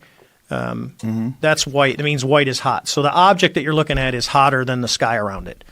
But what you also notice is there's no plumes. Now, if you're looking at an airplane, when you get closer, you'll actually see the exhaust coming out, and there will be a really glowing plume. That's important as we look at the video. And then most of the stuff on here you really don't need to know. What you can look at is the bottom right corner. It says 19,990 and a B. That's the altitude. And if you look up in the little words where it says HDG and then LT, it's autopilot. So it's on altitude hold. It's just flying for that. So you can go ahead and play the video. And So those two bars next to the white object, that's a passive track. So what he's done is he's commanded the FLIR to track that. So the system does is it uses, it's actually tracking, it can track pixels, and it's just basically block those hot pixels, those white pixels from the black ones. And then you're going to see now, pause it real quick. So up at the top, see it went to a white screen with a black object. This is a black and white TV mode. And if you look at the top, it says TV. So narrow in TV mode is actually, you can get closer than narrow in IR. It's literally narrow in IR is about medium in TV mode. So there you can get closer with the TV mode. So as you look at it now, in this case, you would actually start to see stuff going on. And even in TV mode, because you get exhaust, the black exhaust that comes out, you'll usually be able to see kind of some of that coming out of the back end. You don't see anything. This thing's just sitting there. And if you look at the top where it says 3 right, that's the pod is looking 3 degrees right of the nose of the airplane, right? So he's just flying along. The bottom numbers, don't worry, those are time. So it's 41:56. So go ahead and hit play. And what he's doing is Chad's going through all the different modes because he's like, oh, I got it. And he's going to try and see the best video that he can get. Now, there's rumors that this video is like 10 minutes long. No, what you're looking at is the entire video. Now, notice where it says 99.9. Mm-hmm. So hit pause real quick. What that means is while he's got the targeting pod, because that's his primary sensor right now, the radar is still trying to look at this object and trying to range it, and the radar can't get ranging on it. So the object is doing something to say, I'm not giving you back, because it's just a Doppler radar, just like a police radar is a Doppler. It's trying to get a ranging on you, and it can't do it. So when it says 99.9, the radar cannot see this object right now. It's not allowing it to get ranging. And I think that's super important the way he explained it to me. Active jamming compared to passive jamming. This is a technology that is actively jamming this system. Rather than like stealth aircraft, which is the shape and the texture of the... Yeah, it's... Because everyone thinks stealth is invisible. It's not. It's a technology to basically make it harder for radars to see you. And that's the whole thing. If you look at airplanes that are nose on are harder to see than airplanes at the sides. Kind of like think of a barn door. If you're looking at the whole barn door, it's really easy to see. If I turn the barn door sideways where it's really thin, it's going to be a lot harder for you to see it. Got it. So that's the easiest, most basic way to look at this. So keep going. You can play again. And you can look, the airplane is still sitting at 20,000 feet. It's doing 250 knots. He's going to go through different modes and try and lock it. And it's just kind of sitting, and all of a sudden, as the video goes on, I think it's a minute and a half long. See, it's going to try and reacquire. It recenters the pod. So it's slowly drifting to the left. The Hornet is still going the same heading, just kind of hanging out. And they're just filming this thing. And then when they get close, it's going to zing off the left-hand side. When you see it on a full, because this, you think digital, you'd be able to get a one-for-one copy. Unlike, when you copy your album to a cassette, you lose a little quality. Well, you still do in digital world. And off it goes to the left. And that's pretty fast to leave that field of view. When we have big monitors that we look at these when they come back, so we're looking at the original tapes. So play the end of that again, please, Jamie. So when it's taking off, how fast, when it just leaves the field of view and takes off to the left, how fast is that going? I would say fast. It's an estimate. If we had ranging, you could obviously do the triangle and go, hey, because we know how big the field of view is. But for something to leave the field of view that fast with the pod just staring is pretty fast. I mean, it's like out of here. Like nothing? No, because we can't. I don't care what airplane is. So let's just use the F-22 Raptor. That's probably it's probably the best airplane in the world right now, performance-wise. It can't take off like that, especially if it's a hover. I mean, you're talking something that's just sitting in space in the wind, and then it just all of a sudden accelerates. Airplanes don't work that way. And it's not an exhaust plume. Notice there's none. And when you go back to the IR at the end, even in the IR, see, there's IR zoomed in, and there's no. You would see a plume if that was an airplane. It's creepy how it takes off. Yeah. With active jamming, it's intelligently controlled. There's no rotors, there's no plumes, there's no exhaust, there's no tail fin, there's no tail number. This thing goes from a standstill, takes off. It's a propulsion system we don't have in our inventory, and no other nation does. That's how it's understood by the government. Now, so if the fastest plane on Earth was trying to do that same maneuver, this system would be able to track it? Yeah, it would stay with it until it got to the limits of the pod, as far as looking to the left. But right. And, the radar would see it. I mean, when you get close enough, you're going to, everything becomes visible because you get burned through with radar and how radars actually work. This one is, You tell me, but this was performance beyond. I mean, it's like when we saw it disappear when it flew in front of my nose. I'm talking something. I'm within a half mile of it, looking at it, and it gets in front of me and just disappears. So we'll just go to something that everyone knows is fast. Let's just say SR-71 that's doing Mach 3. You know, the visibility is 50 miles. So even at 35 miles a minute, I'm going to be able to see this thing turn into a little dot as it goes off into the horizon for probably a minute. The thing that we saw disappeared in a second. Just gone. And that's from 2 different angles. Remember, the other airplane's 8,000 feet above me because we get close to it at about 12,000 feet. So the other airplane's above me looking down, and when it disappeared, I said, "Do you guys see it?" And they said, "No, it's gone." It just literally was poof.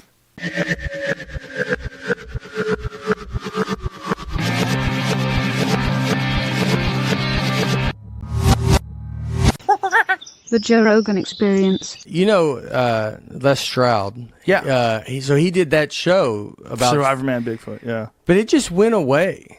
Bro, show. I love Les Stroud. I love him. I love Survivor Man. But that show was so fucking dumb. Yeah. He had a guy on the show that is known in the Bigfoot world as being full of shit. Yeah. Which is bad. Like, if the Bigfoot world's pretty open-minded. I mean, this is one of the things that I wanted to bring up about that 411 The Hunted thing. There's audio recording that was supposedly taken from the 1970s from Northern California.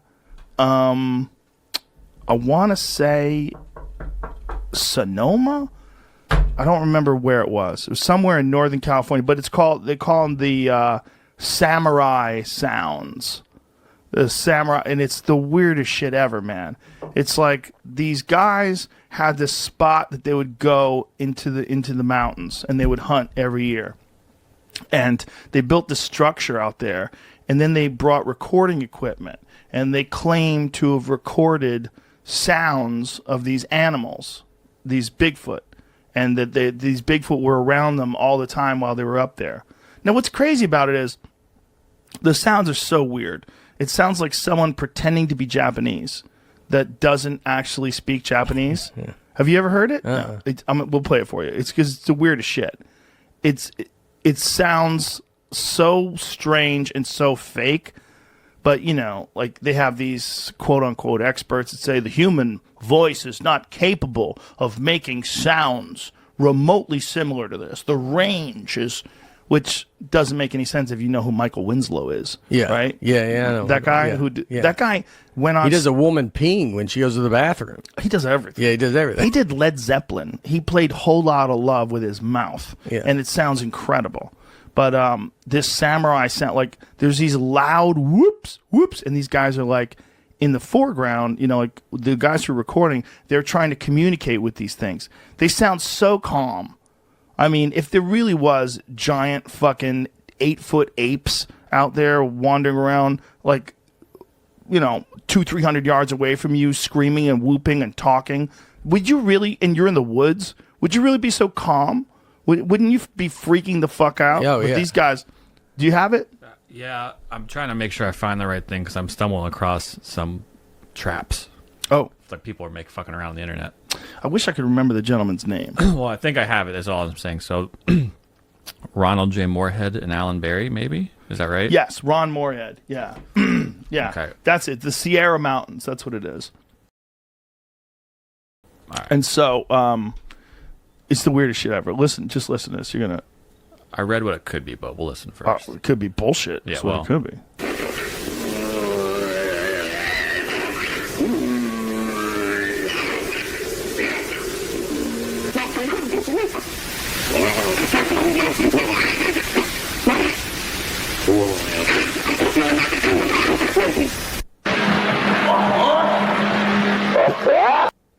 That sounds like all aboard.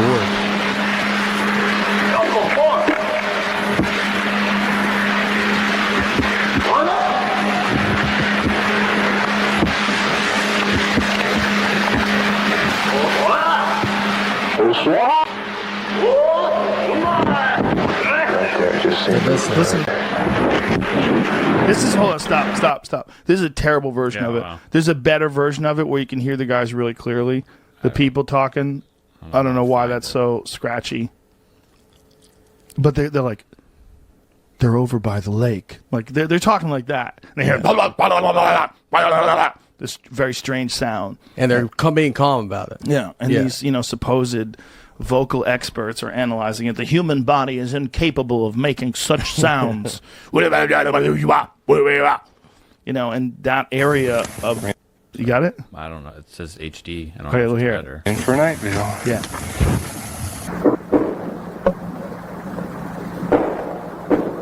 They're knocking. That's another thing that Sasquatch do. They knock.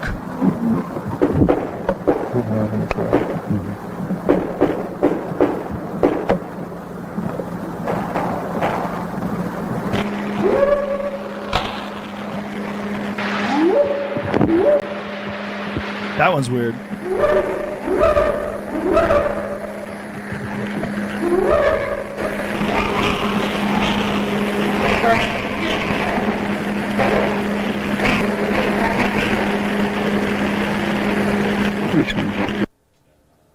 Scoot ahead a little bit and hear the samurai sounds.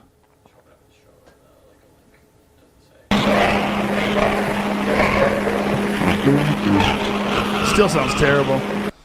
Anyway, these people believe that. Les Stroud was balls deep in this. With that guy. Deep. Apparently, he had an experience, and I talked to him about his experience. It's pretty interesting. He was in, not with that guy, but he was in Alaska, and apparently he heard some crazy noises, like some monkey sounds outside of his, in the middle of nowhere. No one was anywhere near. And he said he heard something run away, some bipedal sound of something running away. But again, even though he's an experienced woodsman, and he's a guy who's, camped out countless nights in the middle of nowhere and survives in the middle of nowhere and documents it. Like, he's the reason why those survivor shows exist. Yeah. Because that guy literally would starve to death and try to eat, like, bark and whatever the fuck he could for 7. You could see his face, like, sinking in. He was losing weight. I mean, he really did do that. He did all sorts of different things to try to survive, and then documented how he was doing it and what he would do. But he got obsessed with Bigfoot and then developed that Bigfoot show. And unfortunately, a lot of people lost a lot of faith in him because of that. They're like, no, you're the legit survivor guy, and now you're doing this show, and this is why it's ridiculous. There was one episode of the show where they had this guy who he was with who had video of a Sasquatch, like high-definition video, and it looks so fake. Yeah. It's like he's like the Sasquatch is looking at him through the woods, and he's like, there he is. And it's a guy with a mask on. That's how he goes. He yells out, "I'm a Sasquatch." You're like, okay, he just yelled that out. Oh, makes the samurai noise. But this, the guy who had the video is known to be like full of shit, and here he's got this guy on a show, and then he, is this real? You be the judge. Like, yeah, I'm going to say it's not real. It's a guy with a fucking mask on. I think I did that guy was very not respected. Yes. In that. By the Bigfoot community. Yeah. The Bigfoot community. Again, very open-minded. Yeah, very just everything. Was other like they would see trees that would fall over like in certain patterns, and they were convinced that Sasquatch was leaning these trees against each other. I thought it was not to let you know where not to go. Yeah. They had this. I mean, it's all theory, right? This idea. Yeah, I think I've been following the wrong guy, dude. I believe stuff that you like's fake. I'm like, yeah. I only watched that Les Stroud one because of that other guy. Well, I want to be real. That's the thing. I do too. If someone had a convincing Bigfoot encounter where they caught it on video, where I was like, "Holy shit, what is that? Like, what is that?" Or there was something, but there's nothing. Like I've talked to a lot of those people when I did this show called Joe Rogan Questions Everything for Sci-Fi, and me and Duncan Trussell actually went camping in the Pacific Northwest. We didn't really camp. We pretended to go camping, and then we went to a hotel. Yeah. And then we came back the next morning, like, well, rough night of camping. But we were out there for days trying to look for Sasquatch and talking to people that hunt for Sasquatch. And the one conclusion that we came to is it's a bunch of unfuckable white dudes. Like, that's just out there. Yeah. Just out there camping. Yeah. It's just, but the desire for it to be real is so strong. It would change. I watched, like that Finding Bigfoot show. I used to always think, because people are like, why is it on? I'm like, I don't know, man, because it's fun to watch. And if they find him, the world is different now. Like, if they come back with Bigfoot, everything's different. Everything's different. Everything's getting different with the alien thing. Yeah. The fact that they're saying that's like true, you're like, it's a lot, dude. That's a lot to take. If we get, I know that they have the videos and stuff of the aliens, but like if we get up straight up start talking to one, I mean, I don't know what's going to happen. Well, here's something that came out today, Jamie. I'm going to send you this because Sagar and Jetty from Rising on the Hill and I have been going back and forth with this, and I found this today and sent it to him. It's I'll send it to you right now, Jamie. It says paradigm-shifting UFO tech that alters space-time is operable. U.S. Navy Chief Tech Officer. So it's some story that I didn't bother looking into because I saw it when I was on my way out the door, and I was like, "What in the fuck is this?" Because there's been all these sightings of these things that move in a weird way. Paradigm-shifting UFO tech. There's these things that move in this weird way that don't show any propulsion system, and due to censorship, please join us on Telegram. I'm going to say, documents obtained by the Drive show the revolutionary technology that has capability to alter space-time may actually be operable, according to the Naval Aviation Enterprise Chief Technology Officer, Dr. James, how do you say that name? Sheehy? What do you think? Operable in quotes. What is that? I don't know. Good question. Reflect on why is technology that has the potential to change the entire human experience for the better always used for the defense purposes and military applications? What are the betterments? What about the betterment of humanity? Yeah. I don't know.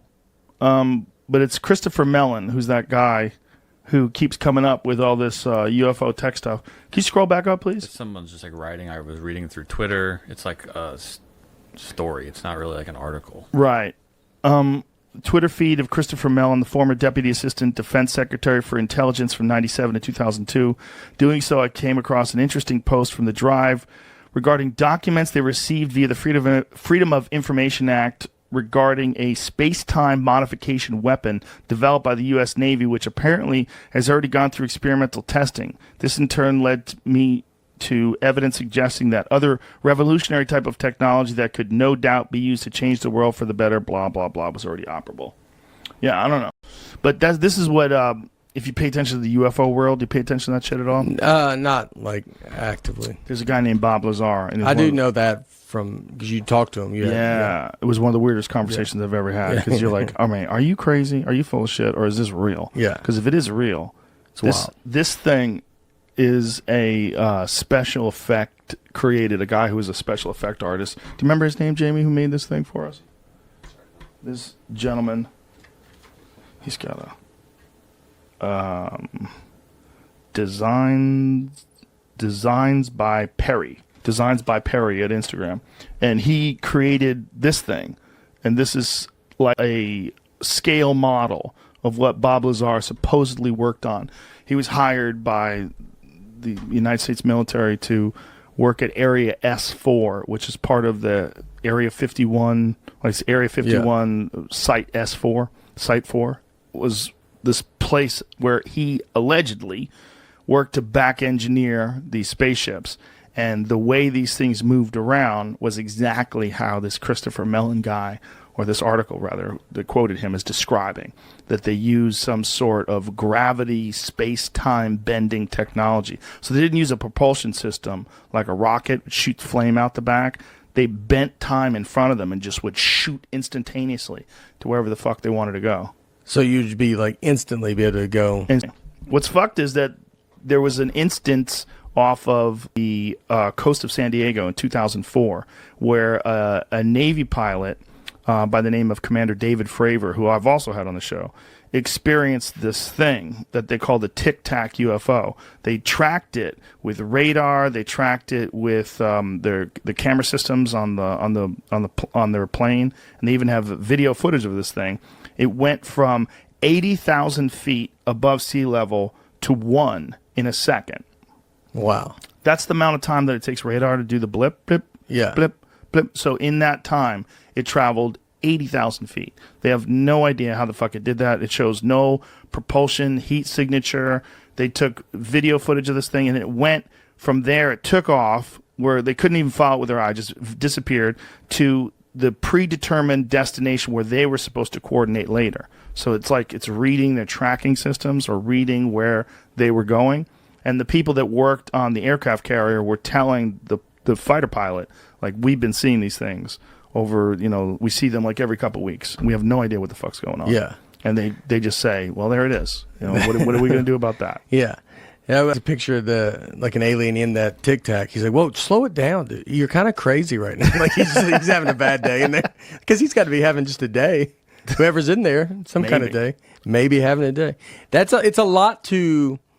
Yeah, I don't know. You think it's like a lot to just tell people? Like if they had to be like to tell like just Earth, all of us humans on Earth, to like wrap our head around what would happen. I think, what do you say if that's all you know? Like if you are the military and all you know is that something can do these things, something can move at this speed. The New York Times had a front page article about it a couple of years ago, and basically they're saying, hey, there are videos of things moving in a way that we don't understand, that aren't exhibiting a heat signature that indicates a propulsion system, and we don't know what it is. And then there's the COVID-19 bill that just got passed, and one of the provisions in the COVID-19 bill is that they have 180 days to release all the information they have about UFOs.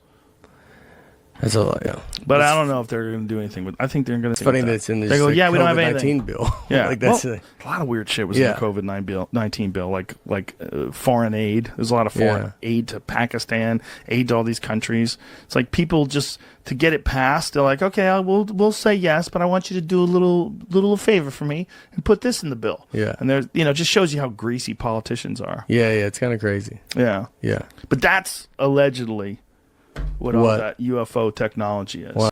Catch new episodes of the Joe Experience for free only on Spotify. Watch back catalog JRE videos on Spotify, including clips. Easily, seamlessly switch between video and audio experience. On Spotify, you can listen to the JRE in the background while using other apps and can download episodes to save on data cost, all for free. Spotify is absolutely free. You don't have to have a premium account to watch new JRE episodes. You just need to search for the JRE on your Spotify app. Go to Spotify now to get this full episode of the Joe Rogan Experience. The Joe Rogan Experience. Well, that's a good thing. That's the more sensitive you are, though, the more you have to consider all the possibilities, and that's what could keep you up.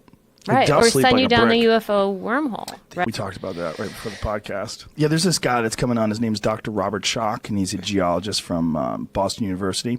And he's worked on, there's some real scientists that believe it's entirely possible that the Sphinx and a lot of the construction in Egypt is far older than they think it is. I know all about this. Do you know all this? I know all about the rain runoff and how much erosion has occurred around the base or around the pit and it absolutely couldn't have been done, depending on like the way the Sphinx is built, where it's located, the siting. Yeah.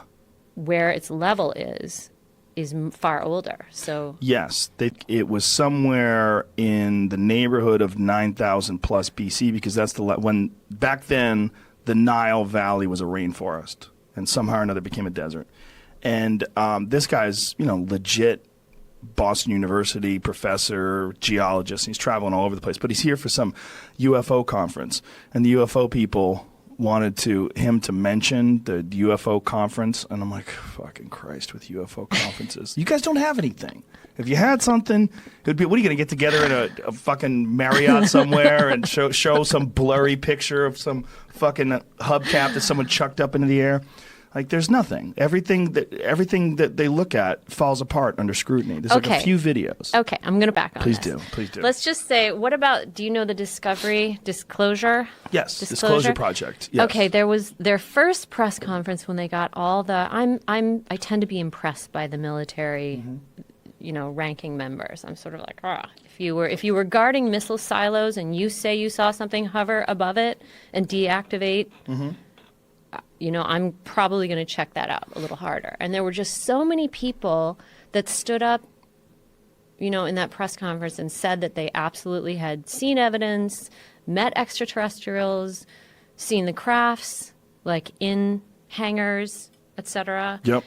And to me, they didn't look like they had that much imagination. They're the kind of people that I didn't think could really.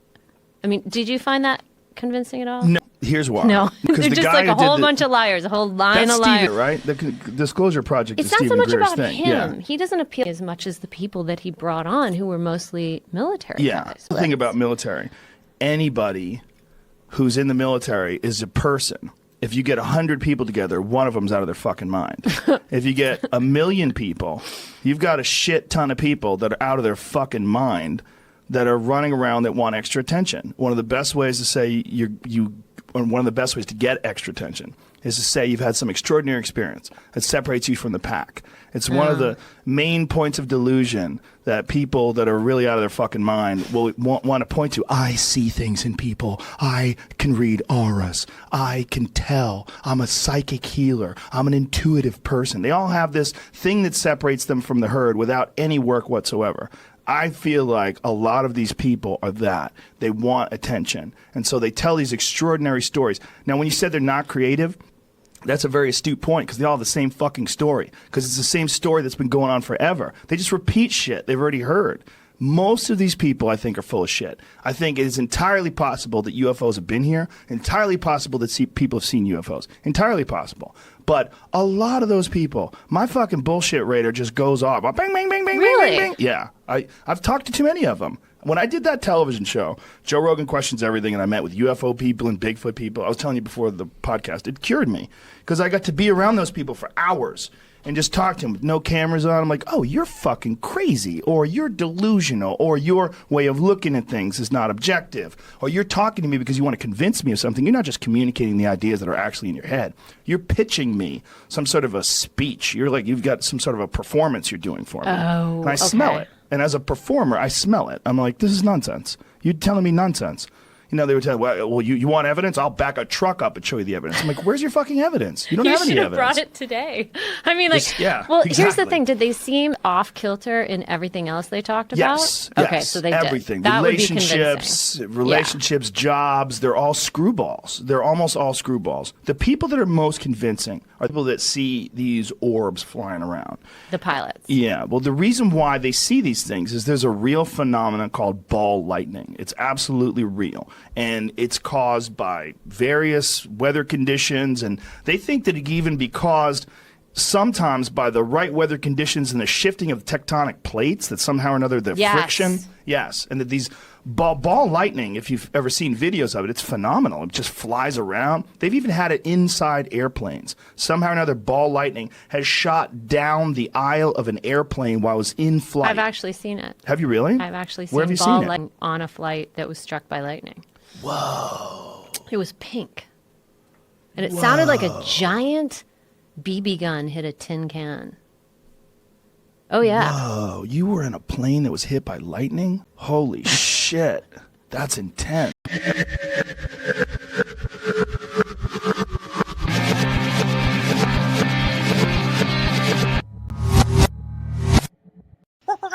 The Joe Rogan Experience. Let me ask you this one then. What do you think about all this, the Pentagon saying that there's crafts that are coming from another world? That's New World Order. What do you think that is, though? Getting people to believe in the fake alien invasion. So what do those things are these people keep saying?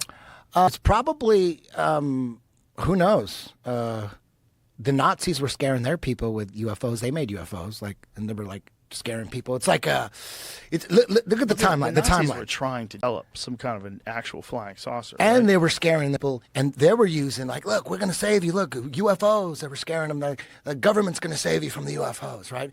So 1946, World War II's over. 1946-47, Operation Paperclip. That's when we took a bunch of Nazis, and Russia took a bunch of Nazis, and so 1947, Roswell. Right there. Roswell was the beginning of the UFO craze. Right after Roswell, all these comic books, Mars Attacks in the 50s, all these shitty-ass space movies and alien movies. There was Star Trek came, but Roswell kicked it off. That was the first one that kicked it off. So like, wow, that's 1947. That's right when we brought in all the Nazis. Who knows, man? Maybe them Nazis were like, dude, you guys aren't scaring your people with UFOs. You dumb motherfuckers, just get on it. Boom. So that Roswell, like, they just take some craft, and then they get the people that they interview probably think it was real. Like, dude, it was a crash. So you think it was an orchestrated crash just to freak people out? I think that so. seems like a Lenny talk. Oh, you cover it up and hide it? When anything too expensive? When is anything too expensive for the government? But the official answer was never that it was a craft. The official answer was that it's a fucking weather balloon, and everybody believed that. They showed that. People that believe in UFOs, like myself and you, back in the day, I no longer, I have a different view of UFOs now. But back then, we didn't care that they said, like, the fact that they said that, oh, it's just a weather balloon, we were like, oh, dude, you guys are bullshit and you're trying to cover up the real shit. So they're playing 3D chess. Exactly. So that's what I think. It's drones? I'm of the opinion. Drones, and you know how there was a little red laser point? You know, you fuck with your cat with that shit? You go, tsh, tsh, it's incredible speeds. Yeah, but there's some stuff. Like the Commander David Fravor one is pretty impossible. For sure they're seeing stuff. Like, I think Bob saw some shit. Yeah. I think they set him up. That's what I think. I think he's telling the truth, but they set him up. That's what they do. That's what William Cooper said. He was set up too. He worked for the Office of Naval Intelligence, setting up meetings, like high-level meetings, and he said he thinks that he was setting up meetings and looking at documents going, oh shit, they're going to be discussing crash UFO shit and reverse engineering crash UFOs. So at first he believed it. Then eventually he realized, oh, they set him up. So they set him up so that he'll talk about it. He thinks they set up due to talk a lot big mouths that are drunks. That's what he thinks. They set them up and they fucking, and that's what he set believes. them big mouths that are drunks because they know they're going to give out the information. And they want them to talk. So they get in there. They let them see it. And they go, don't go in there. We'll be right back. Don't go in that room. We're going to go. And then they go in. They see like Philip Corso. Remember that guy? From the Pentagon back in the day when I was into all this shit, I would like, look, dude from the Pentagon is saying it. Of course it's got to be true. Dude, a Navy pilot is saying it. Of course, they're the most credible. You're like, but now looking back, I'm like, dude, now of course it's the dude in the Pentagon. Philip Corso said, he wrote a book the day after or something. He wrote a book about how he saw the bodies in the coffins. He saw the bodies. He goes, I was there. I saw the bodies. I mean, so either he really saw alien bodies, like he walked in a room and they were in a casket and it was an open casket or something like that. Either he really saw that or he did see it and they weren't real or something and he was set up. Imagine they set him up. Fucking crazy diseases would come from an alien body. Can you imagine they would just have an alien body in a room and you could do an autopsy on it with one of those stupid masks on? Yeah. Can you imagine? Just stop and think of that. Because think about like the Europeans that came to North America and killed 90% of the Native Americans with smallpox. Imagine what the fuck aliens have. Imagine what shit that is in there. If they're a biological creature, they probably exist like we do. We're filled with bacteria. We're filled, like there's more E. coli in your gut than have ever been people ever. We're filled with this stuff. Mm-hmm. Imagine what kind of crazy diseases some alien body would have that you have no immunity to. Yeah. No, and just ravages the population and everyone's dead. And these guys just have these little stupid masks on. They're cutting into this alien.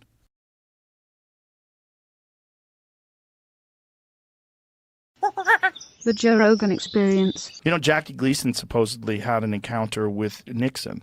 That Nixon and Gleason were buddies, and they were drinking. Really? And I did not know it's this. a famous story that's disputed, but apparently... Let's go with it, though. Let's go with it. Yeah. Gleason apparently had said that Jackie Gleason and him were drinking, and Nixon was like, "You want to see a fucking UFO?" No way. Yeah, and he flew him to see wreckage, and they had frozen biological entities, and they got a chance to see these things that they had frozen. What? Yeah. What? Yeah. So that was like early 70s at some point. Something like that. And Jackie wound up having a house built in the shape of a UFO afterwards. No Yeah, way. that was for sale as recently as I think like a decade ago. See if you can find that Where? house. In LA or something? No, it's in upstate New York. But the house looks like a fucking UFO. No Like he had a UFO house built. Yeah, Jackie Gleason apparently was obsessed with UFOs after the fact. No. So this What? is Jackie that looks Gleason's like a UFO cabin. inspired upstate New York spaceship house. No way. Yeah. That was Doesn't his that look like, and that picture makes it look bigger. Okay, that's serious. Yeah, oh, it's wow. a fucking. That's beautiful. Oh, that's two different buildings. Oh, Oh, he has the more first than one's one like of the them? guest house. Oh, I see. Small building. Yeah, look at that. That's the fucking guest house. thing. The other one. Wild. That's amazing. Yeah. So Jackie Gleason became a UFO freak. Man, I'm gonna do that after this. That's a pretty cool looking house. Yeah, it's pretty dope. Yeah. Oh my god, Oh, I wow, wish it look was. at that. I wonder if it's still for sale. That's Entrance to amazing. the mothership. Woo! I'm gonna talk to my wife about this when I get Yeah. home. This is serious right Mhm. here. Well, now you have this SIG Spear. So there's a lot of UFO stuff on this SIG Spear. So maybe this should be reserved for taking out the aliens when they come. I don't want to take them out. Well, if they attack you. Listen, I don't think they're going to attack. attack. If they attack. If they do attack, I think they could render you useless almost instantaneously. But them too. They're kind of like, why wouldn't they just sit back and watch? I think they're if that's right by. If I had to guess, I mean, just the wildest of speculations, I would guess that every civilization reaches a point of technological proficiency when they're also dealing with these territorial warring tribes where they have the ability to literally destroy the earth. And that if this is a natural course of progression for intelligent beings, they get to this point, there's a transition where it gets very dangerous. And if I was from another planet and I was monitoring this, I would be there to make sure that they don't launch. That they don't, and that's the theme of the Mothership Comedy Club, is that the rooms are called Fat Man and Little Boy. And the reason why the rooms are called Fat Man and Little Boy is because that is a specific moment in UFO folklore when the aliens start arriving. After the detonation of those bombs, that's when you start seeing this massive uptick in sightings. Really? Yes. And interactions with fighter pilots and these different military bases that have nuclear programs where the bases get shut down and all the power goes off. Yeah, there's like... That's wild.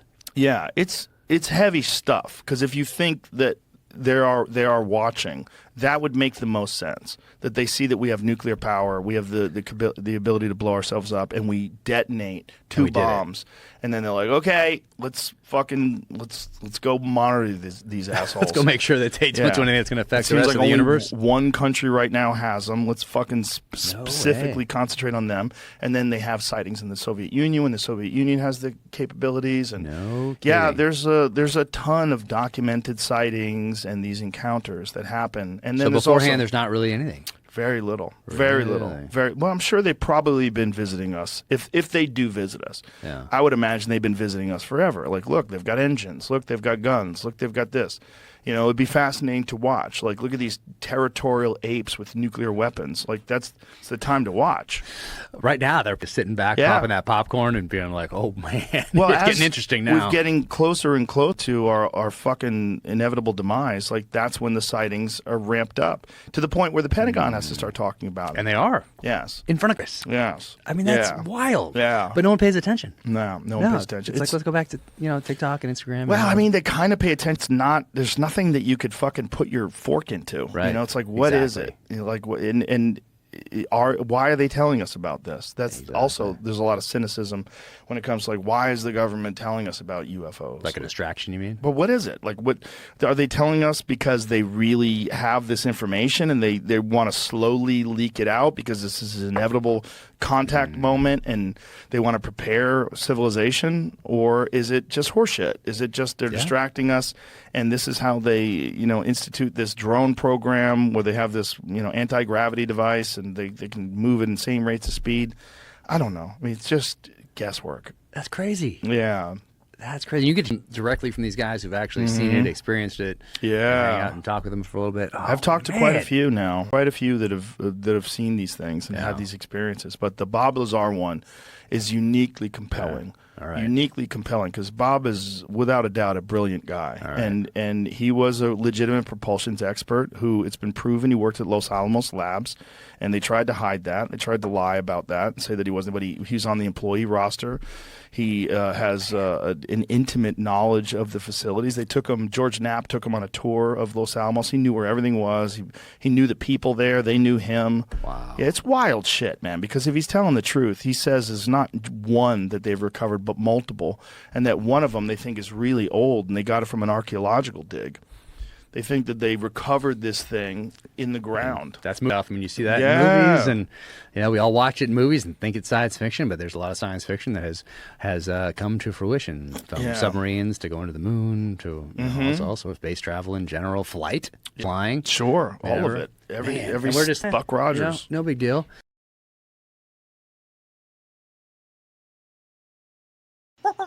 The Joe Rogan Experience. Now, believe it or not, I'm not into UFOs. I don't follow stories or, Even after your experiences? No, I'm fascinated with the technology, and it irks me like every night I go to sleep that, that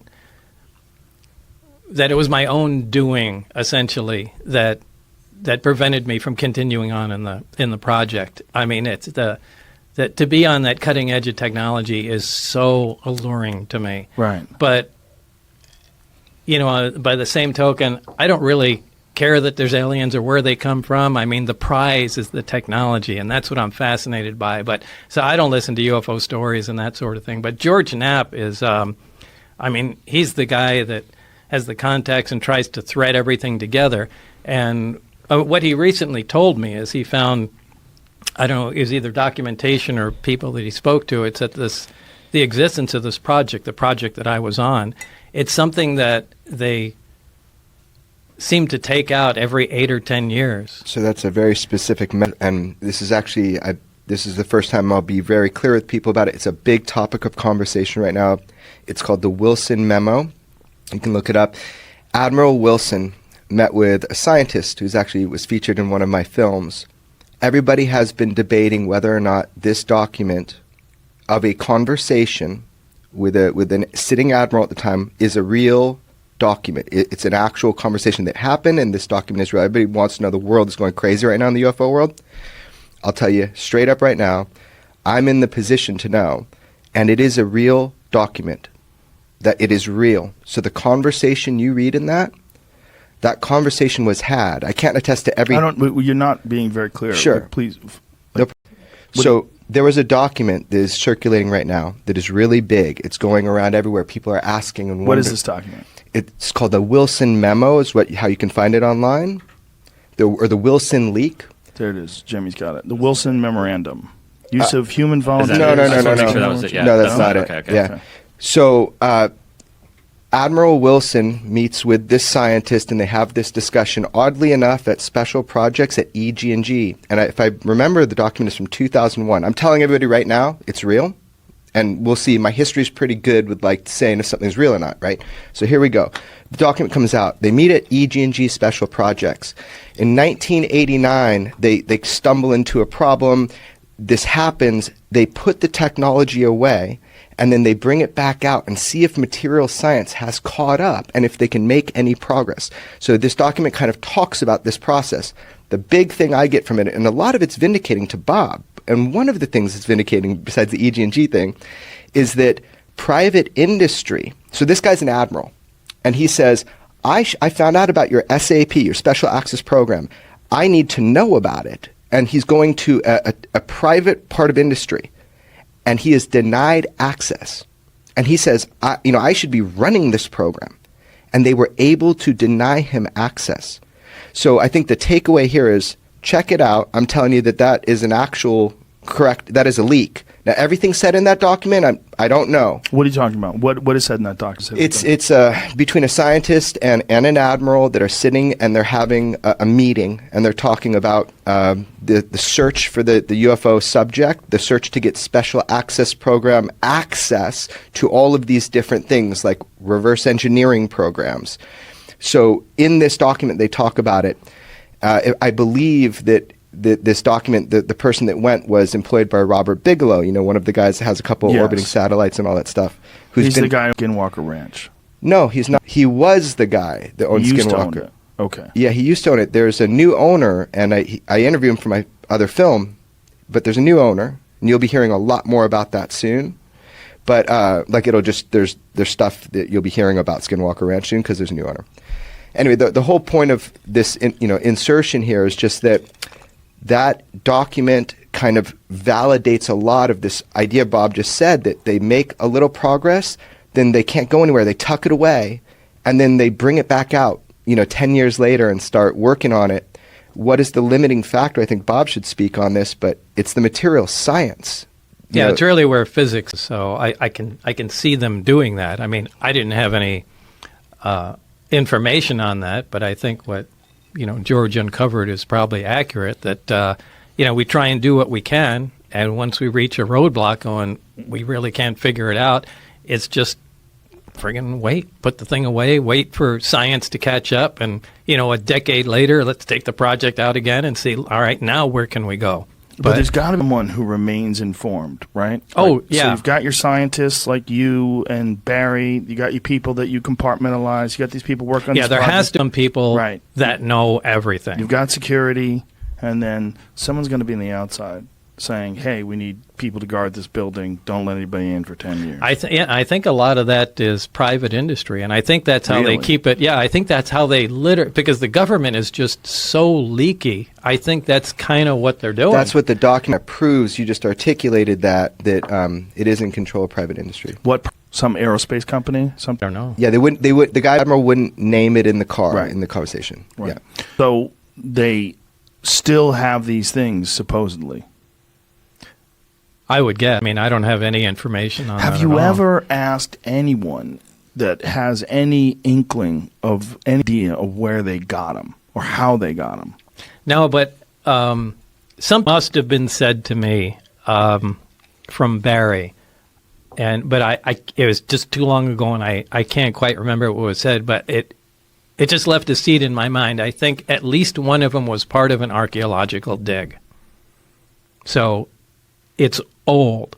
At least one of them is old. I don't know if it was the one I worked on, but I remember something to do with an archaeological dig. Well, so that means it's not just old; it's ancient. Yeah, right. As all of it would. Yeah, that tripped me out when he did that for the first time. Yeah, that's a right there. Just a couple of dudes with some brushes looking for a Tyrannosaurus Rex bone. They hit metal. And when did they find it? That they have 9 of them. Yeah. Well, and how could we have not heard about that? What about the guys with the brushes? How could you uncover something like that? And Joe's newspaper at home does. I mean, they said it on that first. Oh, you mean the Roswell Billy record? Yeah, the one you told me. Yeah, I have a cover. What is this here, Jamie? This is the document, but I had to do some digging to find it. Yes, it's just kind of.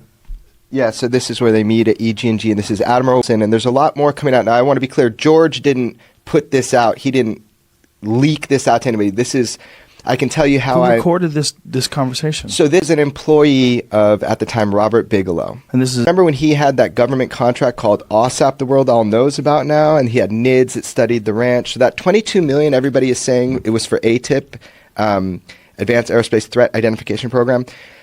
The $22 million was for OSAP that was pushed through Congress, 3 congressmen, right, an astronaut. It was pushed through. And that's what that $22 million, by the way, they spend more money on Viagra every year than they do studying UFOs if it was just this program, which I think is funny. They probably a lot more money from Viagra than from UFOs, too. Well, you know how it seeds into population. But anyway, this program... this is what was the mother program. So it got the $22 million. And really, it was to study Skinwalker Ranch. Oddly enough, that $22 million all was inspired by the phenomenon they were seeing at Skinwalker Ranch. Because the scientists, they're seeing vehicles come through like a space in the sky. Yeah, I went there with Duncan. Yeah, we interviewed a bunch of people that seemed full of shit, but a couple that didn't. It was very, very interesting. Totally. And if you look a lot of time in the area, I'm not talking about those stories. I'm saying there were scientists hired by the government, right, through Bigelow to study the ranch because they thought it was important. And, whatever. The point is that 22 million was to study that. Then we have ATIP, which is like an auxiliary kind of program of military sightings, like Commander Fravers and that sort of thing. This document is just one of those things that has now come forward that through the Bigelow studies, it was government funded, and then it was personally funded and then government funded. It's just one of those things that kind of shakes you because you got this military guy who can't get access because of the private industry that's holding these non-terrestrial materials, that they can't study it. So that's the claim right now. Give it some time, let people dig more into this. It's fascinating, man.